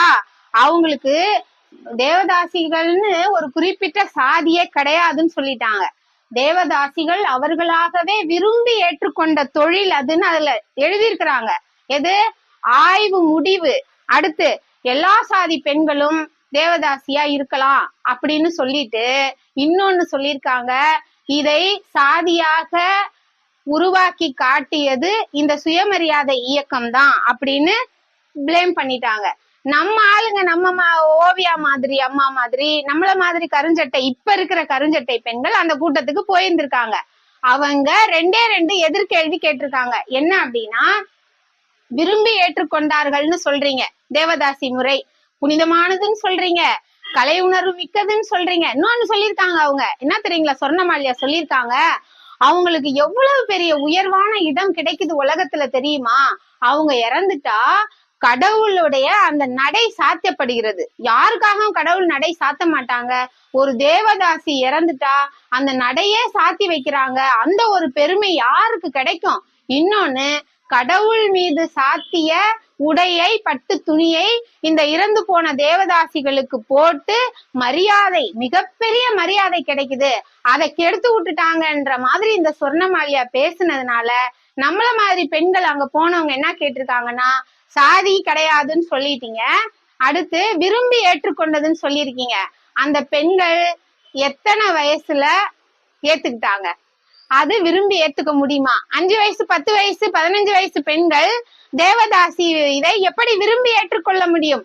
பிறப்பின் அடிப்படையால் நடந்ததா அல்லது கொடுமையா அப்படின்ற ஒரு கேள்விய முன் வச்சிருக்காங்க. இதை விட கொடுமை, அந்த இனத்துல பிறந்த ஆண்களின் நிலை பரிதாபம். என்ன தெரியுங்களா, இப்ப மத்த சாதியில பிறந்த பெண்களுடைய வீட்டுல இயல்பா ஆண்கள் நடமாடுறாங்க, வேலைக்கு போறாங்க, உழைக்கிறாங்க. ஆனா தேவதாசி குலத்தில் பிறந்த வீட்டு ஆண்கள் எங்கேயுமே வேலைக்கு போக முடியாதான். அவங்கள நேருக்கு நேரா பார்க்கவோ தெருவுல நடமாடவோ முடியாதான். ஏன்னு கேட்டா, தேவடியா மவன் அவன் அப்படின்னு சொல்லி பகிரங்கமா அந்த ஆண்களை புறக்கணிச்சிருக்காங்க. அதனால இப்ப இன்னைக்கு நம்ம வடிவேலு காமெடியை பார்த்து நம்ம சிரிக்கிறோம். இல்ல சீக்கிரம் வேலை, எனக்கு சோழி இருக்குல்ல அப்படின்னு கூப்பிடுவான் பாருங்க வடிவேலு. என்னடான்னு கேட்டா, இல்ல உன் அக்கா வச்சுதான் பேக்கரி வாங்கினியாம்லன்னு கேட்பான் ஒருத்தன், அந்த படத்துல கேட்பான். ஆனா உண்மையாகவே தன் வீட்டு பெண்களை வைத்துதான் தேவதாசி குலத்தில் பிறந்த ஆண்கள் உயிரே வாழ்ந்திருக்காங்க. வேற வழியே இல்லைன்ற நிலைமையில அவங்க அந்த மாதிரியான நிலைக்கு தள்ளப்பட்டிருக்காங்க. நேரம் ஆயிடுச்சுன்னு நினைக்கிறேன். நான் அலாம் செட் பண்ணின்னு அது வேற அடிச்சிருச்சு. அடுத்து இன்னும் சில பெண்கள் ரொம்ப முதன்மையானவங்களை நான் சொல்லணும்னு நினைக்கிறேன். அடுத்து இந்த பட்டியல்ல குஞ்சிதம் குருசாமி அம்மாவை பத்தி பேசாம இருக்க முடியாது. ரொம்ப சுருக்கமா எல்லாத்தையும் சொல்லிடுறேன் நானு. அவங்க 10ஆம் வகுப்பு படிக்கும் போதே தங்க பதக்கம் வாங்கியிருக்காங்க. அப்படி ஒரு நல்ல படிக்கிற குழந்தையா இருந்திருக்காங்க.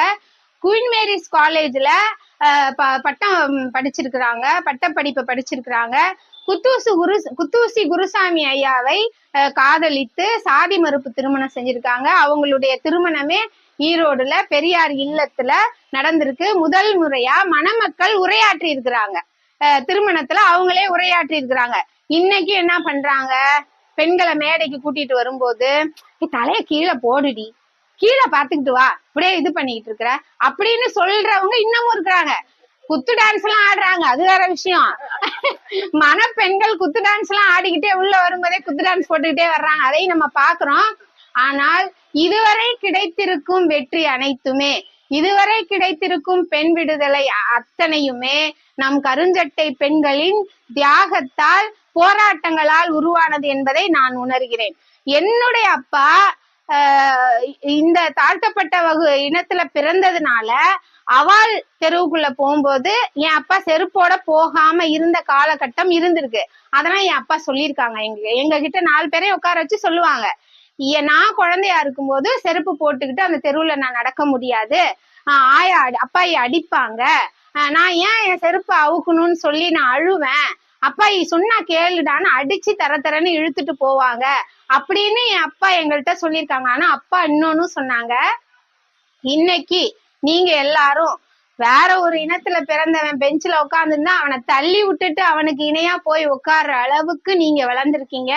நானே வனத்துறையில கண்காணிப்பாளரா பணியாற்றிக்கிட்டு இருக்கேன் அப்படின்னா இது எல்லாத்துக்குமான முதன்மையான காரணம், ஒரே காரணம் தந்தை பெரியார் மட்டும்தான் அப்படின்னு எங்க அப்பா எங்களுக்கு சொல்லி கொடுத்துதான் வளர்த்தாங்க. அந்த நன்றி உணர்ச்சியை என்றுமே எங்ககிட்ட இருந்து யாரும் போக்க முடியாது. இதுல என்னன்னா, குஞ்சிதம் குருசாமி அம்மாவை பத்தி நான் சொல்லிட்டு இருந்தேன். அவங்க இயக்க மேடைகள்ல பயங்கரமா முழங்குவாங்களாம். கடவுள் மறுப்பு, சாதி மறுப்பு, பெண் விடுதலை, மூட நம்பிக்கை ஒழிப்பு தொடர்பா பயங்கரமா பேசுவாங்களாம். அப்படிப்பட்ட பெண்மணி கொள்கை உறுதியோட இருந்ததுனால அவங்க பாற்றிக்கிட்டு இருந்த அரசு பணியையே இழக்க வேண்டிய கட்டாய சூழலை உருவாக்கி இருக்கிறாங்க அவங்கள சுத்தி இருந்த ஆளுங்க. என்னன்னு கேட்டா, தாலி போட்டுக்க மாட்டாங்களாம். பெரியார் வழியில இருக்கிறதுனால அவங்க அப்ப தாலி போட்டுக்கல, பூ வச்சுக்கல, பொட்டு வச்சுக்கல. அப்போ அவங்க அந்த பள்ளிக்கூடம் திருவல்லிக்கேணி தேசிய மகளிர் பள்ளியில அரசு பள்ளி ஆசிரியரா இருந்திருக்காங்க. அந்த பள்ளிக்கூடத்துல நீ இந்த மாதிரி ஒரு பெண் ஒழுங்குமுறையை கடைபிடிக்கணும், ஒரு பொம்பளை இப்படி எல்லாம் இருக்கக்கூடாது அப்படின்னு சொல்லிட்டு வலியுறுத்திக்கிட்டே இருந்தப்போ, நான் தாலி போட மாட்டேன், பூ வைக்க மாட்டேன், பொட்டு வைக்க மாட்டேன், என்னுடைய வழியில தான் நான் இருப்பேன், நான் தந்தை பெரியாரின் வழியில் பயணிக்க கூடியவள், இதிலிருந்து நான் மாற மாட்டேன் என்று கொள்கை உறுதியோடு இருந்ததனால் அந்த பெண்மணி அவங்க சாப்பிட்டுக்கிட்டு இருந்த சாப்பாடு அவங்களுடைய அரசு பணியிலிருந்து கிடைத்த சம்பளம்.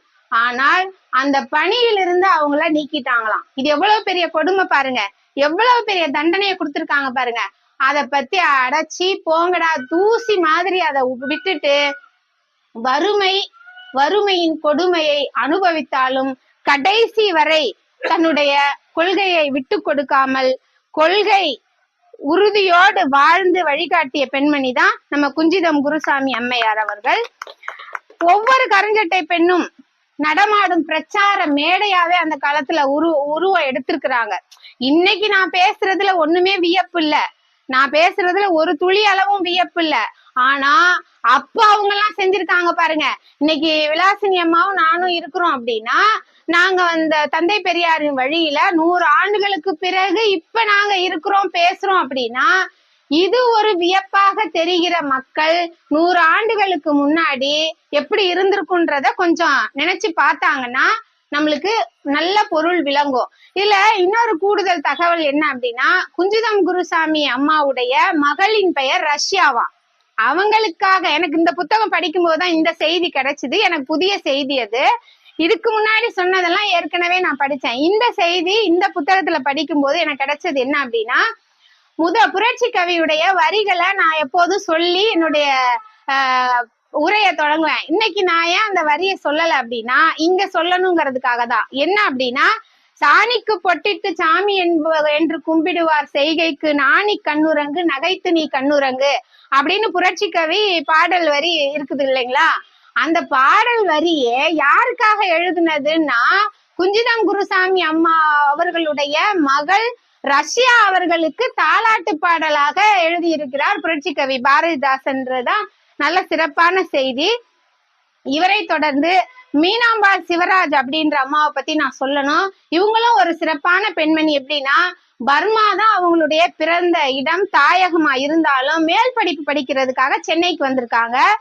இந்த கப்பலோட்டிய தமிழன் வஉசின்னு நம்ம பேசிட்டு இருக்கோம். ஆனா முதல்ல கப்பல் ஓட்டுனது யாருன்னு கேட்டா நம்ம மீனாம்பாள் சிவராஜ் அம்மாவுடைய அப்பா தான். எப்படின்னா, அவரு திறமையோட செல்வத்தோட அவருடைய தொழிலாக மதுரை பிள்ளை என்பது அவருடைய பெயராம். ஆனா நம்ம எல்லாரும் கப்பலோட்டிய தமிழன்னா வஉசிய சொல்லிட்டு இருக்க காரணம் என்ன அப்படின்னு பார்த்தா, ஆங்கிலேயருக்கு எதிராக இவர் கப்பல் ஓட்டினாருங்கிறது தான் சிறப்பே ஒழிய, அவரு முதல்ல கப்பல் ஓட்டினாருங்கிறதுனால அவருக்கு கப்பலோட்டிய தமிழன் வஉசின்னு பெயர் வரல. இத நம்ம எல்லாருமே, நானும் அப்படிதான் நினைச்சுக்கிட்டு இருந்தேன். இந்த புத்தகத்துல வரலாற்றுல படிக்கும் போதுதான் உண்மை தெரியுது. அப்படிப்பட்ட சிறப்பு பொருந்தியவங்க பெரியார் பட்டம் கொடுத்தாங்க இல்லையா தந்தை பெரியாருக்கு 1938ல நீலாம்பிகை அம்மையார் தலைமையில பட்டம் கொடுக்கும் போது பெரும் பங்கு அந்த மாநாட்டு ஏற்பாட்டுல பெரும்பங்கு வகித்தவர் யாருன்னு பார்த்தா மீனாம்பாள் சிவராஜ் அம்மா என்று சொல்லப்படுகிறது. இவங்களும் இந்தி எதிர்ப்புக்கு துணை நின்றுருக்காங்க, பெண்கள் முன்னேற்றம், தாழ்த்தப்பட்ட மக்களுக்காக குரல் கொடுத்திருக்காங்க, சுயமரியாதை இயக்க மாநாடுகள்ல களமாடி இருக்கிறாங்க, பெரியாருடன் மிக நெருக்கமாக அன்பில் இணைந்து செயல்பட்டு இருக்கிறாங்க, ஐயாவுடைய மிகப்பெரிய அபிமானியாக இருந்திருக்கிறாங்க. நிறைய அவங்களுடைய தந்தை பெரியார் கூட நடந்த நிறைய சுவையான நிகழ்ச்சிகள்லாம் இருக்கு. ஆனா அதெல்லாம் சொன்ன நேரம் ஆயிடும், அதனால நான் அதை சொல்லல. சாப்பாடு சாப்பிட போகும்போது நடந்த இதெல்லாம் ரொம்ப சுவையா சொல்லியிருக்காங்க அவங்க. அதுக்கு அவங்களுக்கு அடுத்தபடியா வீரம்மாள் அப்படின்ற அம்மாவை பத்தி சொல்லணும். இதுல இன்னும் கொஞ்சம் கூடுதல் பெருமை எனக்கு ஏன் தெரியுங்களா, கொஞ்சம் பீத்திக்கலாம் அழட்டிக்கலாம். என்னன்னா, அவங்க திருச்சி, நான் திருச்சியில பிறந்தேன்ல, அதனால கொஞ்சம் அப்படி கூடுதலா அப்படி படிக்கும்போது ஆஹா நம்ம ஊருக்காரம்மா அப்படின்னு சொல்லி தோணுச்சு. திருச்சியில திருப்பராய்த்துறையில பிறந்திருக்கிறாங்க அவங்க. அல்லூர்னு எங்க மாமாலாம் அந்த ஊர்ல இருக்காங்க. அந்த ஊர்ல அவங்க தமிழ்நாடு ஷெட்யூல்டு வகுப்பு பெண்கள் நலச்சங்கம்னு அப்பவே தொடங்கி நடத்தி பெண்களுக்கு கல்வி எல்லாத்தையும் பெற்று தருவதுல முனைப்போட செயல்பட்டுக்கிட்டு இருந்திருக்காங்க. அவங்க படிக்கிறதுக்கெல்லாம் அனுமதி கொடுக்கலையா அவங்க பெற்றோர். எத்தனையோ சொல்ல முடியாத அளவுக்கு கிலோமீட்டர் தூரம் நடந்தே போவாங்களாம், திரும்ப அதே அளவு தூரம் நடந்தே வருவாங்களாம் இப்போ பாடம் படிக்கிறதுக்கு. இப்ப நம்ம கொண்டு போய் பிள்ளைங்களை என்ன செய்யறோம், வாசல்ல இறக்கி விட்டுட்டு எம்மா தாயே கொஞ்சம் நல்லா படிமா அப்படின்னு சொன்னாலும், see I know you please don't tell anything, I know எவ்ரி திங்மா. என் பொண்ணு சொல்றத வேற யாரையும் நம்ம சொல்லிக்கிறதுக்கு இல்ல.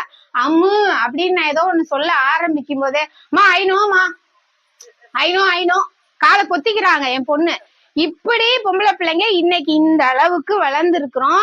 நம்ம பிள்ளைங்களை படிக்க வைக்கணும்னு நினைக்கிறோம். படிக்காத பொம்பளை பிள்ளைங்க ரொம்ப குறைவு தான். இந்த அளவுக்கு வளர்ந்திருக்கிறோம். ஆனா அதற்கெல்லாம் அடித்தளமிட்டவர்கள் இந்த கருஞ்சட்டை பெண்கள், வீரம்மாள் போன்ற பெண்கள் தான். அவங்களுக்கு அடுத்து டாக்டர் எஸ் தர்மாம்பாள் அப்படின்றவங்க.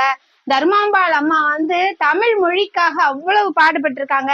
இன்னும் நிறைய பெண்கள் இருக்கிறாங்க, நிறைய பெண்கள் பட்டியல் இருக்கு. ஆனா நேரம் ஆயிடுச்சு, ரொம்ப சுருக்கமா சொல்லிடுறேன். ஒவ்வொருத்தரையும் பத்தி ஒரு சின்ன சின்ன குறிப்பு மட்டும் சொல்லிடுறேன். இவங்க வந்து தர்மாம்பாள், டாக்டர் தர்மாம்பாள் அம்மா. இவங்க ஒரு சித்த மருத்துவரா. தமிழுக்காக கொண்டாடப்பட வேண்டியவர்கள்ல இவங்களும் ஒருத்தவங்க. இவங்களும் கைம்பெண் மறுமணத்தை ஆதரிச்சு நடத்தி வச்சிருக்காங்க, சாதி மறுப்பு திருமணத்தை நடத்தி வச்சிருக்காங்க, நிறைய எழுதியிருக்காங்க, நிறைய பேசி இருக்கிறாங்க. அவங்கள தொடர்ந்து நீலாவதி அம்மையார்ன்றவங்க, இவங்க ஒரு மிகப்பெரிய எழுத்தாளரா இருந்திருக்காங்க. திராவிடன், குடியரசு, ஊழியன் போன்ற இதழ்கள்ல அவங்க நிறைய எழுதி இருக்கிறாங்க. அவங்களுடைய திருமணமே ஒரு புரட்சி திருமணமா இருந்திருக்கு. மிகப்பெரிய ஆளுமையா இருந்திருக்காங்க. அதுக்கப்புறம் இன்னும் ஒரு பெரிய பட்டியல் இருக்கு, அந்த பெயரை சொல்லவே நேரம் ஆயிடும். பொற்செல்வி இளமுருகன் ஒருத்தவங்க, மலர் முகத்தம்மையார், தாமரை கண்ணி அம்மையார், திருவரங்க நீலாம்பிகை, சத்தியவாணி, மஞ்சுளாபாய், தோழர் மிராண்டா கஜேந்திரன், இரே லட்சுமி அம்மையார், பரிபூர்ண தம்மையார், இப்படி சிவகாமி அம்மையார், அலமேலு அப்பாதுரை, இப்படியாக இன்னும் பட்டியல் நீள்கிறது. இன்னும் எல்லாத்தையும் சொல்லணும்னா ஐயா நீங்க எனக்கு இன்னும் 2-3 அமர்வு கொடுக்குற மாதிரி ஆயிடும். அதனால நான் இன்னும் ஒரு சில கருத்தை மட்டும் பதிவு பண்ணி முடிச்சிடுறேன். இதுல நான் இன்னும் ஒருத்தவங்களை பத்தி சொல்லலையேன்னு உங்களுக்கு எல்லாம் ஓடிட்டு இருக்கோம். அது யாருன்னா அன்னை மணியம்மையார். அன்னை மணியம்மையார பத்தி பேசாம கருஞ்சட்டை பெண்கள் தலைப்ப பேசி முடிக்கவே முடியாது. அவங்கள பத்தி நிறைய சொல்லணும், அதுக்கும் நம்ம சொல்றதுக்கு நேரம் பத்தாதுனாலும் ஒரே ஒரு கருத்தை பதிவு பண்றேன், அதுலயே அனைத்தும் அடக்கமாயிடும். அது யாருடைய கருத்துன்றதையும் நான் உங்களுக்கு சொல்றேன். காற்றிறங்கிய பொதி மாடு போல் பெருத்து தொங்கும் அவர் விதையின் ஒரு பால் ஒட்டிய ஆண் குறியினின்று முன்னறிவிப்பின்றி பெருகும் சிறுநீரை உடனிருந்து கலன் ஏந்தி காக்கும் ஓர் அருந்தொண்டு அவர் பெருந்தொண்டால் முடியாது, அவர் மக்கள் மேல் வைத்துள்ள அருளால் முடியாது. பெரியார் வாழட்டும் என்று தன் துடிக்கும் இளமையை பெரியார்க்கு ஒப்படைத்த ஒரு பொடி பெண்ணை அன்னை என்று புகழாமல் நாம் வேறு என்னவென்று புகழ்வோம் அப்படின்னு புகழ்ந்தவர் யாரு அப்படின்னா புரட்சி கவி, நம்ம ஊரு புரட்சி கவி தான் அப்படி பாடி இருக்கிறாரு. இதுலயே எல்லாமே அடக்கம். அம்மாவை பத்தி நிறைய சொல்லணும். மங்கள முருகேசன் அப்படின்ற முனை பேராசிரியர் மங்கள முருகேசன் ஐயா, அவங்கள பத்தி ஒரு தொண்டர செம்மல் அன்னை ஈவேரா மணியம்மையார் 100 என்று ஒரு தலைப்புல புத்தகம் எழுதியிருக்கிறாங்க. அந்த புத்தகம் எல்லாருமே படிக்கணும். ஏன்னா இன்னைக்கு எல்லாருமே என்ன தெரியுமா, ஆமா வளர்த்த பொண்ணை கட்டிக்கிட்டாரு பெரியாரு, இதானே அவங்களுக்கு எல்லாம் டாபிக்கு. அந்த அவனுங்களுக்கு எல்லாம் அதான் டாபிக்கே, வேற எதுவுமே கிடையாது அவனுங்களுக்கு. வேற என்ன பண்றது, பெரியார பத்தி எதுவும் பேசுறதுக்கு இல்ல, உடனே இவங்களை பத்தி பேசி ஆகணும். எதுக்காக திருமணம் பண்ணாங்க, ஏன் பண்ணாங்க, அன்னைக்கு சூழல் என்ன, இவங்க திருமணம் பண்றதுக்கு முன்னாடியே ஐயாவை பாதுகாக்கிறதுக்காக தன் வாழ்வை அர்ப்பணித்த ஒரு இளம் பெண், சின்ன பொண்ணு. அவங்க அந்த காலத்துல எத்தனை எத்தனை எள்ளல்கள், ஏகடியங்கள், தூற்றல்கள், அப்பா அப்படி இதுல அத்தனையும் பதிவு பண்ணிருக்காங்க. அம்மா என்னென்ன பணியாற்றினாங்க அப்படிங்கறதையும் இந்த புத்தகத்துல பதிவாயிருக்கு. இருந்தாலும் இப்போ இன்னொன்னு கடைசியா சொல்லணும். நான் கடந்து வந்த பாதையில அந்த வரிசையில கருஞ்சட்டை போடாமலேயே என் அம்மா வந்து ஒரு கருஞ்சட்டை பெண்மணியா இருந்திருக்காங்க. என்ன அப்படின்னா, நாகம்மையார் மாதிரி ரொம்ப பக்தி பரவசத்தோட வெள்ளிக்கிழமை தலை குளிச்சுட்டு கோயிலுக்கு போய் விளக்கேத்துற பெண்மணியை தான் எங்க அப்பா திருமணம் செஞ்சுக்கிட்டாங்க. திருமணம் செய்த பிறகு பெரியார் என்னெல்லாம் பண்ணாங்களோ அத்தனை வேலையும் எங்க அப்பா பண்ணாங்க எங்க அம்மாவுக்கு. ஏன்னா அதை நான் பார்த்திருக்கேன். பெரியார் வாழ்ந்த காலத்துல நான் பிறக்கல, அது ஒரு எனக்கு வருத்தம். அவர் வாழ்ந்த காலத்துல நம்ம வாழலையேன்னு சொல்லிட்டு. ஆனா அப்பா வந்து அப்படியே இந்த புத்தகத்துல படிக்கும்போது எங்க அம்மாவும் அப்பாவும் கண்ணுல ஓடுறாங்க. எங்க அம்மாவை என்னென்ன வேலை பண்ணாங்க எங்க அப்பான்றத பாத்துக்கிட்டு இருந்தேன். அந்த அடிப்படையில தந்தை பெரியாரிடம் புரிந்து கொண்டு எப்படி நாகம்மையார் வாழ்ந்தாங்களோ அதே மாதிரி என்னுடைய அம்மா ஜானகி தேவியும் புரிந்து கொண்டு அப்பா எப்படி தந்தை பெரியாரின் அடிச்சுவட்டில் அவருடைய பாதையில் வாழ்ந்தாங்களோ தந்தை பெரியாரியத்தை வாழ்வியலாக கொண்டு வாழ்ந்த என் அப்பாவுக்கு மிகப்பெரிய துணையாக இருந்தவங்க என்னுடைய அம்மா ஜானகி தேவி. அவங்களையும் நான் இந்த பட்டியல்ல சேர்த்துக்கணும்னு விரும்பி உங்க மத்தியில அதை பதிவு பண்றது நான் பெருமைப்படுறேன். அதுக்கடுத்து இன்னைக்கு இருக்கிற கருஞ்சட்டை பெண்கள் நிறைய பேர் இருக்காங்க. கருஞ்சட்டை பெண்கள் இப்ப நம்ம ஊர்ல பார்த்தா விலாசினி அம்மாவை பெருமையா சொல்லுவேன். விலாசினி அம்மா முழக்கம் போடும்போது அப்படியே அந்த இலசுகளுக்கும் அந்த ஒரு உணர்வு வரும். அந்த மாதிரி இருக்கும் அம்மாவுடைய முழக்கம். இது மாதிரி சென்னையில எல்லா இடங்கள்லயும் அயல் நாடுகள்ல கூட நம்மளுடைய கருஞ்சட்டை பெண்கள் செம்மையா பணியாற்றிக்கிட்டு இருக்கிறாங்க. இங்க நம்ம கண் முன்னாடி இப்ப நான் சொன்ன மாதிரி ஓவியா தோழர், நம்ம அனிச்சம் கனிமொழி சொன்னேன். இப்ப வழக்கறிஞர் அருள்மொழி அக்காவை நம்ம பார்த்துட்டு இருக்கோம். அவங்களும் இப்ப எவ்வளவு பெரிய பேச்சு ஏச்சுக்கெல்லாம் ஆளாகிறாங்கிறதையும் பார்த்துக்கிட்டு இருக்கோம். ரொம்ப சின்ன பிள்ளை நம்ம பாப்பா மணியம்மை வழக்கறிஞரை பாக்குறோம்.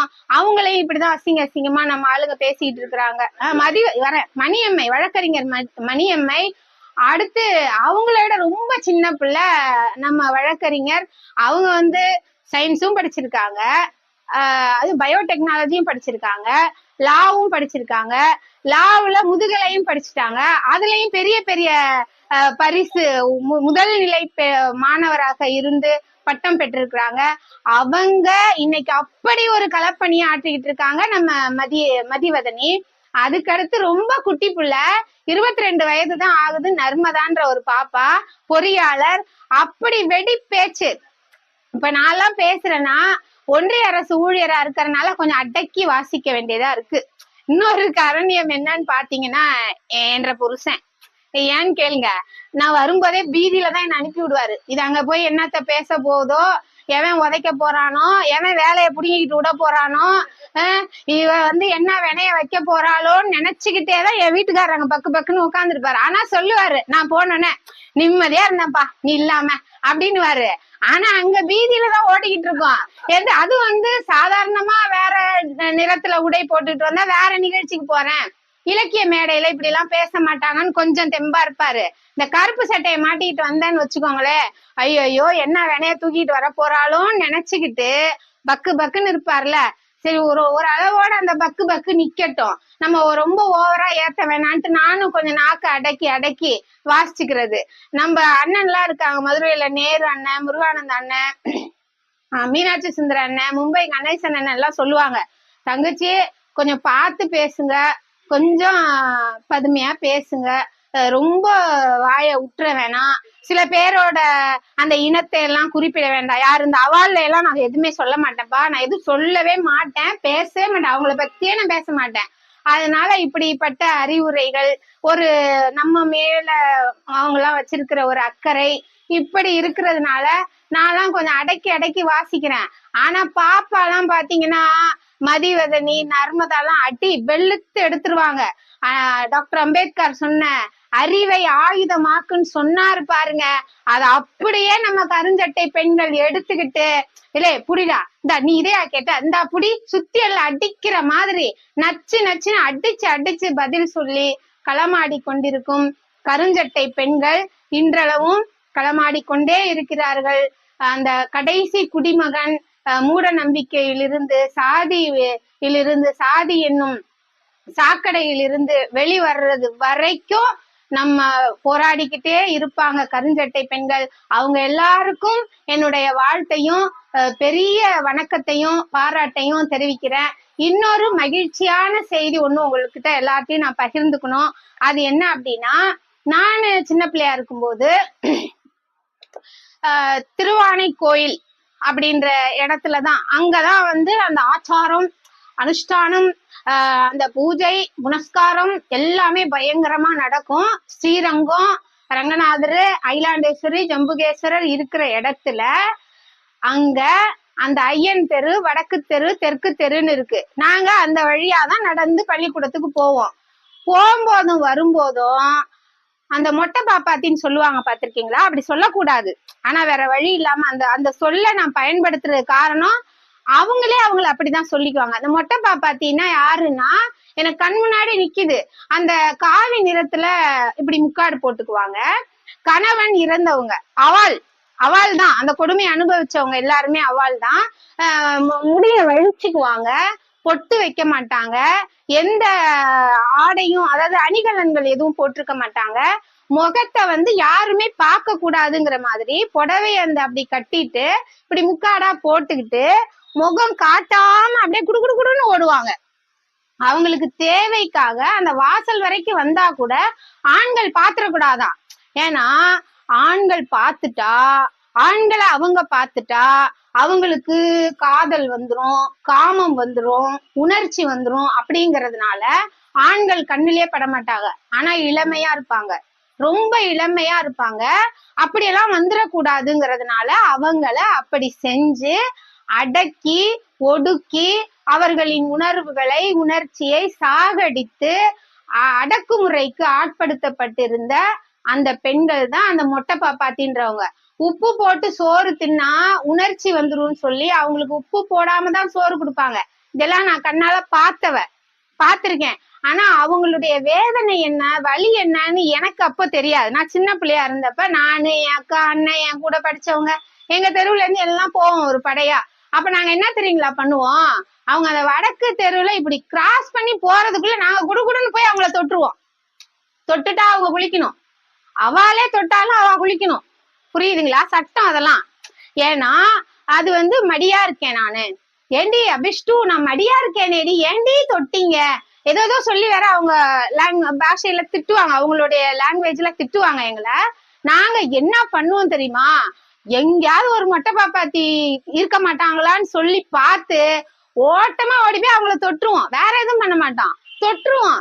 தொட்டுட்டா அவங்க அந்த பாடுபடுவாங்க பாருங்க. அவங்க எத்தனை தடவை யாராவது தொட்டாலும் அத்தனை தடவையும் குளிக்கணும், ஏன்னா தீட்டாயிடுவாங்க.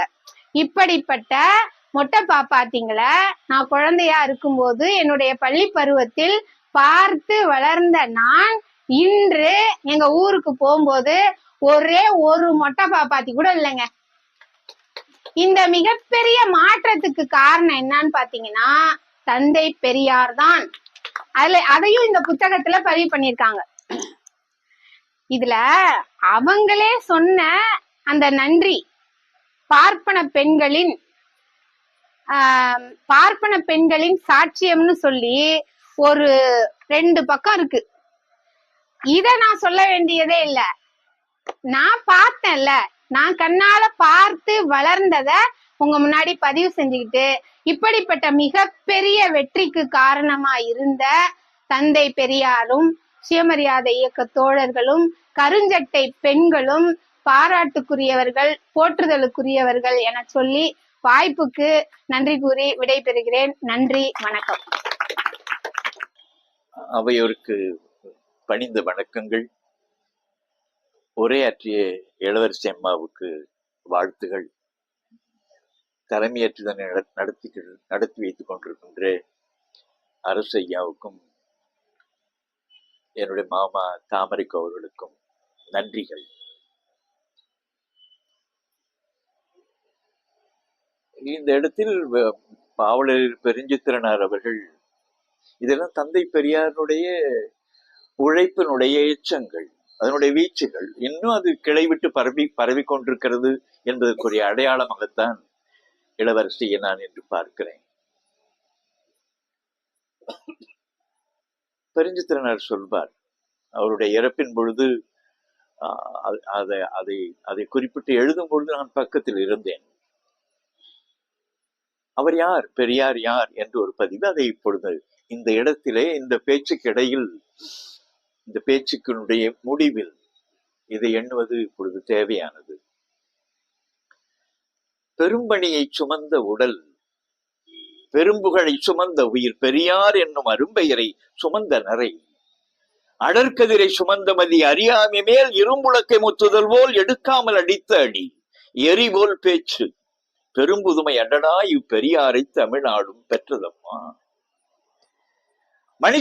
மணிச்சுரங்கம் போல் அவரின் மதிச்சுரங்கத்து ஒளிர்ந்தெழுந்த மழலை கொச்சை, அணிச்சரம் போல் மளமளன அவிழ்கின்ற பச்சை நடை, ஆரியத்தை துணிச்சலுடன் நின்றெதிர்த்து துவைத்து எடுத்த வெங்களிரு, தோல்வியில்லா பணிச்செங்கோ அடடா இப்பகுத்தறிவை தமிழ்நாடும் சுமந்ததம்மா. எப்பொழுதும் எவ்விடத்தும் எந்நேரமும் தொண்டோடு இணைந்த பேச்சு, முப்பொழுதும் நடந்த நடை, முழு இரவும் விழித்த விழி, முழங்குகின்ற அப்பழுக்கலாத உரை, அரிமாவை அடக்குகின்ற அடங்காச்சீற்றும், எப்பொழுது அடடா இவ்வேந்தனை இத்தமிழ்நாடும் ஏந்தும் அம்மா. பெற்றிழந்தோம் பெரியாரை பெற்று இழந்தோம், அவரின் பெருந்தலைமை உற்றிழந்தோம் உணர்விழந்தோம், உளையா துன்பால் குற்றுயிராய் குலையுயிராய் கிடக்கின்ற தமிழ் இனத்தை கொண்டு சென்ற நெற்றுமணி தலைவரனை அடடா இத்தமிழ்நாடும் நெகிழ்த்தலம்மா. பெரியாரை பேசுகின்றோம், பெரியாரை பாடுகின்றோம், பெரியார் நூல் கற்கின்றோம், பீற்றிக் கொள்வோம், உரியாரை போற்றுவதின் அவர் உரைத்த பலவற்றுள் ஒன்றை ஏனும் சரியாக கடைபிடித்தால் அடடா இத்தமிழ்நாடும் சரியாதம்மா என்று அந்த பாட்டு வரும். அதனுடைய வீச்சு, அதனுடைய உழைப்பு வீணாகவில்லை என்பதற்கெல்லாம் இளவரசி அம்மா, நம்முடைய விலாசினி அம்மையார் இவர்களெல்லாம் சான்று எச்சங்களாக நிற்கிறார்கள். நீங்கள் இதில் ஆழமா நாம் தெரிந்து கொள்ள வேண்டிய இந்த பேச்சுக்கிடையிலே இவருடைய மரபை பற்றியும், இவர் ஏன் இப்படி நின்று இப்படி தன்னுடைய கணவனை பற்றி கூட எந்த வகையான ஒளிவு மறைவும் இல்லாமல் வெளிப்படையாக பெரியார் சொன்ன வழியிலேயே திறனாகிறார் என்கிறதையெல்லாம் உற்று பார்க்கிற பொழுது, இவருடைய தந்தையார் எளிதான மரபில்லை, இளவரசனுடைய மரபு. இவங்க அப்பா விசாகரத்னம் என்கிற ஒரு வன அதிகாரி, ஃபாரஸ்ட் ஆபீசர். அது மட்டும் இல்ல, அவர் ஆனஸ்ட் விசாகரத்னம் என்றே அவருக்கு பெயர். அவ்வளவு பெரிய மரபு.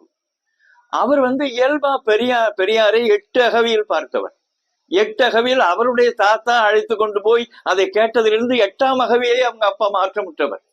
எனவே தங்களுடைய பிள்ளையை வளர்க்கிற பொழுது அடிப்படையிலே பெரியாருடைய எண்ணங்களுக்கும் மேலாக அவருடைய வாழ்க்கையை, குடும்பத்தை, தன்னுடைய அமைப்பை அவர் எப்படி அணு அணுவாக வளர்த்திருக்கிறார் என்று அது வியப்பான செய்தி. இவருடைய பெரிய அக்காவுடைய பெயரும் மங்கையர்க்கரசி. அதற்கு ஒரு பெரிய மனம் வேண்டும். அறிவழகன் என்கிறது அண்ணாருடைய பெயர். அறிவு என்கிறது அவர் அடிக்கடி இந்த அம்மா கூட தன்னுடைய நூலில் ஒன்றில் குறிப்பிட்டிருக்கிறார்கள். யாராவது அறிவழகன் என்கிறதை அவனை பார்க்க வருகிறவர்கள், தம்பியை பார்க்க வருகிறவர்கள், அப்பா அறிவு இல்லையாப்பா, உங்களுக்கு அறிவு இல்லையாப்பா கேட்பானா? அப்பா அறிவு இல்லையா கேட்பாங்க. அவர் அப்படியே முடங்கி கொண்டு, அறிவு இல்லாதனால தான்டா என்னை கேட்கறீங்க, அறிவு வரணும்னா இங்கதான் என்னதான் தேடிக்கொண்டு வர வேண்டும் என்று சொல்கிறது. நகைச்சுவை மட்டுமல்ல, அது உண்மையும் கூட. இறந்த அறிவழகனுக்கு பிறகு பிறந்த இந்த பிள்ளை இளவரசி, அதெல்லாம் பெரிய மனம். இதற்கு பிறகு பிறந்த தமிழரசை என்று வைக்கிறதுக்கெல்லாம் ஒரு மானம் வேண்டும், தமிழ் மானம் வேண்டும், தமிழ் மனம் வேண்டும். அது அவங்க தந்தையாரிடம் இருந்தது. இது என்ன வியப்பு என்றால், இவர்கள் எழுதின அந்த ஓவியா எனக்கு மூத்த மகள். நாங்கள் 40 ஆண்டுகளுக்கு 45 ஆண்டுகளுக்கு முந்தி தமிழக முழுமைக்கும் பல பகுதிகளில் தெரிகிற பொழுது அவர்கள் என்னோடு உடன் வருகிறபடியான தோழி, என்னுடைய முதல் மகள். இது 24வது 2 ஆண்டு 3 ஆண்டுக்கு முந்தையதான் பழக்கம். அதுபோல இந்த பிள்ளை வழக்கறிஞராக இருக்கிற அருள்மொழி என்கிறதெல்லாம் ஒவ்வொன்றும் பல பகுதிகளுக்கு நாங்கள் ஒன்றாக தெரிந்திருக்கிறோம். அது ஒரு பெரிய செய்தி அது இல்லை. ஆனா இதனுடைய வாழ்க்கை அமைப்பில எவ்வளவு பெரிய அரிய பிள்ளை என்பதை நீங்கள் உணர வேண்டும். அது பெருமைக்குரியது என்கிறது மட்டுமல்ல. 6ஆம் வகுப்பு படிக்கிற பொழுதே இப்ப இது வந்து பல்திரவ அதாவது பன்முக ஓரி என்று நான் ஒரு சொல்லை உருவாக்கினேன். பல்வேறு வகையான திறங்களை ஒன்றாக அடைக்கபடியான ஒரு உருவம். இளவரசி என்கிறது ஒரு சுருக்கெழுத்தர். அந்த துறையிலே ஜிப்மர் என்கிற மருத்துவமனையிலே ஒரு சுருக்கெழுத்தர் என்று அடைக்க விட முடியாது. 4 மொழிகள் தெரியுமா உங்களுக்கு? சிறந்த மொழிபெயர்ப்பாளர். பல்வேறு வகையான ஒரு 40-50 விருதுகளை பெற்றவர். தமிழகம் எப்பொழுதுமே தந்தை பெரியாருடைய அணுகுமுறையை பற்றி எண்ணி திறனாய்ந்து கொள்கிறவர். யாரை பற்றியும் கவலைப்படாதவர். ஆனால் அடக்கி வாசித்துக் கொண்டிருக்கிறேன் என்று சொல்லிவிட்டு அடங்காமையாதான் வெளிவரும் அந்த சொற்கள் எல்லாம். அதெல்லாம் தனி அழகு. அவர் 6ஆம் வகுப்பு படிக்கிற பொழுது, இப்ப அன்னை மணியம்மையார் அவர்களெல்லாம் சொல்லி கொண்டிருக்கிற பொழுது சிறு அகவையிலேயே இவர் நாடகத்துடைய தொடர்பாக இருக்கிறதை இவருடைய முகத்தை பார்த்துட்டு ஒரு ஆசிரியர் ஒரு குறிப்பிட்ட வடிவம் தேவைப்பட்டிருக்கிறது. அந்த வடிவம் ஒரு ஆளுமையுடைய வடிவமாக, ஒரு அழகு வடிவமாக, ஒரு தெளிவு வடிவமாக, சிறந்த குரல் வளம் உடையதாக ஒரு வடிவத்தை தேர்ந்தெடுக்கிற பொழுது அந்த பள்ளிக்கூடத்திலே பக்த பிரகலாதன் என்று ஒரு நாடகத்தை நடத்துகிற பொழுது அந்த ஆசிரியர் தேர்ந்தெடுத்த இந்த வடிவம், அப்பொழுது இவர் 6ஆவது வகுப்பு படிக்கிறார். இது நான் சொல்ல வந்தது என்ன என்றால், 6ஆம் வகுப்பு படிக்கிற அந்த குழந்தை 2, 3 நாள், 4 நாள், 5 நாள் பயிற்சி கொடுத்த பிறகு மிகப்பெரிய அளவுல இருக்கிற செய்திகளை எல்லாம், அந்த பக்த பிரகலாதனுக்குரிய அந்த வசனங்களை எல்லாம், உரையாடல்களை எல்லாம் மனனம் செய்து அதற்கென்று திறமையாக அது வெளிப்படுத்துகிற நிகழ்ச்சி என்கிறது ஜிஆர் முன்னிலையிலே நடந்திருக்கிறது. தொடர்பாக இருக்கிற மிகப்பெரிய அரங்கிலே அது நடந்திருக்கிறது. அந்த அரங்கில நிகழ்ச்சியை முடித்த பிறகு இப்ப இவரெல்லாம் சும்மா இரணியன் என்கிறது பொன்னன்னு பேரு அவனுக்கு. பொன்னன் பேர், பொன்னன். அவன் கடவுள் தொடர்பாக எதிர்ப்பாளன் அவன். அது தொடர்பாக இப்ப எதற்கு சொல்லுகிறேன், இவர்கள் கடவுள் தொடர்பாக இருக்கிற மறுப்பை பேசுகிற இவர்கள் ஒரு காலத்தில் தன்னுடைய வாழ்க்கையினுடைய அமைப்பை தொடங்குகிற பொழுது அவன் இருக்கிறான், தூணிலும் இருக்கிறான், துரும்பிலும் இருக்கிறான், அங்கு இருக்கிறான், இங்கு இருக்கிறான் என்று சொன்ன அந்த பிரகலாதனுடைய வேடம் போட்ட பிள்ளைதானே இது. இப்பொழுது இல்லை, அறவே இல்லை என்று அந்த அந்த அந்த அந்த நிகழ்ச்சியிலே, அந்த நிகழ்ச்சி முடிந்த பிறகு ஒட்டுமொத்தமான கூட்டமும் வியந்து போய் அயர்ந்து போய் இவ்வளவு பெரிய ஆற்றல் உடைய பிள்ளையாக இருக்கிறார்கள் என்ற உடனே, அந்த பிரகலாதனை தூக்கிட்டு வாங்கடா அப்படின்னு அந்த ஜிஆர் சொல்லியிருக்கார். ஜிஆர் என்கிறது பெரியவாள். தூக்கிட்டு வாங்கடா அந்த பிரகலாதன். எல்லா பிள்ளைகளும் தூக்கி கொண்டு போய் அவரிடம் வைத்தலும் தன்னுடைய மடியிலே உட்கார வைத்துக் கொண்டு அந்த ஜிஆர் உற்று பார்த்து கொண்டு வாழ்த்து சொல்லியிருக்கிறார், வணங்கி இருக்கிறார். இதெல்லாம் ஒரு பெருமைக்குரிய செய்தி. நான் சொல்றது இன்றைக்கு 30-40 ஆண்டுகளுக்கு முந்தி நடந்த செய்தி. அந்த பிள்ளையை மடியிலே உட்கார்ந்து வைத்ததை பற்றி இவருடைய தந்தையாரிடம் கிண்டலாக சொல்லி இருக்கிறார்கள். என்ன, உங்களுடைய மகளை பிரகலாதனாக ஆக்கிவிட்டார்கள் பார்த்தீர்களா என்று அவர் சொன்னாராம். நாங்கள் அடிப்படையிலே ஒடுக்கப்பட்டவர்கள், தாழ்த்தப்பட்டவர்கள், தீண்டத்தகாதவர் என்று சொல்லப்படுகிற எங்களை பிரகலாதன் வடிவத்திலே பார்த்தது என்கிறதுனால் அவர் அந்த பெரியவாள் மடியிலே உட்கார்ந்து வைத்துக் கொண்டு கொஞ்சி கூத்தாடி தொடர்பாக வணங்கி செய்திருக்கிறதே அது எங்களுக்கு இருக்கிற பெருமை என்று அந்த விசாகரத்தினம் சொல்லி இருக்கிறார். அவ்வளவு பெரிய மரபில், இந்த மரபினுடைய நீட்சியை நான் பார்க்கிறேன். அவர்களுக்கு இருக்கிற மனம், அவர்களுக்கு இருக்கிற அன்பு உணர்ச்சி, அவர்களிடம் இருக்கிற தூய்மை, அது தந்தை பெரியாரால் வந்தது. தந்தை பெரியார் ஒழுக்கத்துக்கான அடிப்படையான வித்தினை இந்த மண்ணில் எட்டு விட்டு போனார். குடிக்க கூடாது என்கிறது அடிப்படையானது. ஒரு கருஞ்சட்டை போட்டிருக்கிறவன் குடிக்கிறான் என்று சொன்னா அவன் திருடன். அவன் முதல்ல படிக்கிறதே இல்லை.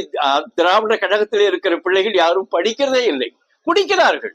எவ்வளவு இதெல்லாம் பெரியாருடைய அவருடைய கொள்கையை உள்ளேற்றிக் கொண்ட அவருடைய தந்தையார் அவர் மருத்துவமனையிலே அவருடைய 62 அகவையிலே அவர் இறக்கிற பொழுது அவரிடம் வந்து அந்த தலைமை மருத்துவர், நீங்கள் இந்த சுலோகத்தை படித்துக் கொண்டிருங்கள், சுலோகத்தை சொல்ல சொல்ல உங்களுக்கு நோய் போகும் என்று. நான் வந்திருக்கிறது உங்களை நம்பி, உங்களுடைய மருத்துவத்தை நம்பி, சுலோகத்தை நம்பி அல்ல என்று உயிர் விட்டவர் அவர். எனவே ஒரு பெரிய மரபு, மிகப்பெரிய தமிழ் அன்பு, மிகப்பெரிய ஒழுங்கு, ஒழுக்கம், நேர்மை, துணிவு அத்தனுடைய ஒரு உருவமாக இளவரசியை பார்க்கிறேன், வணங்குகிறேன், போற்றுகிறேன். நன்றி, வணக்கம்.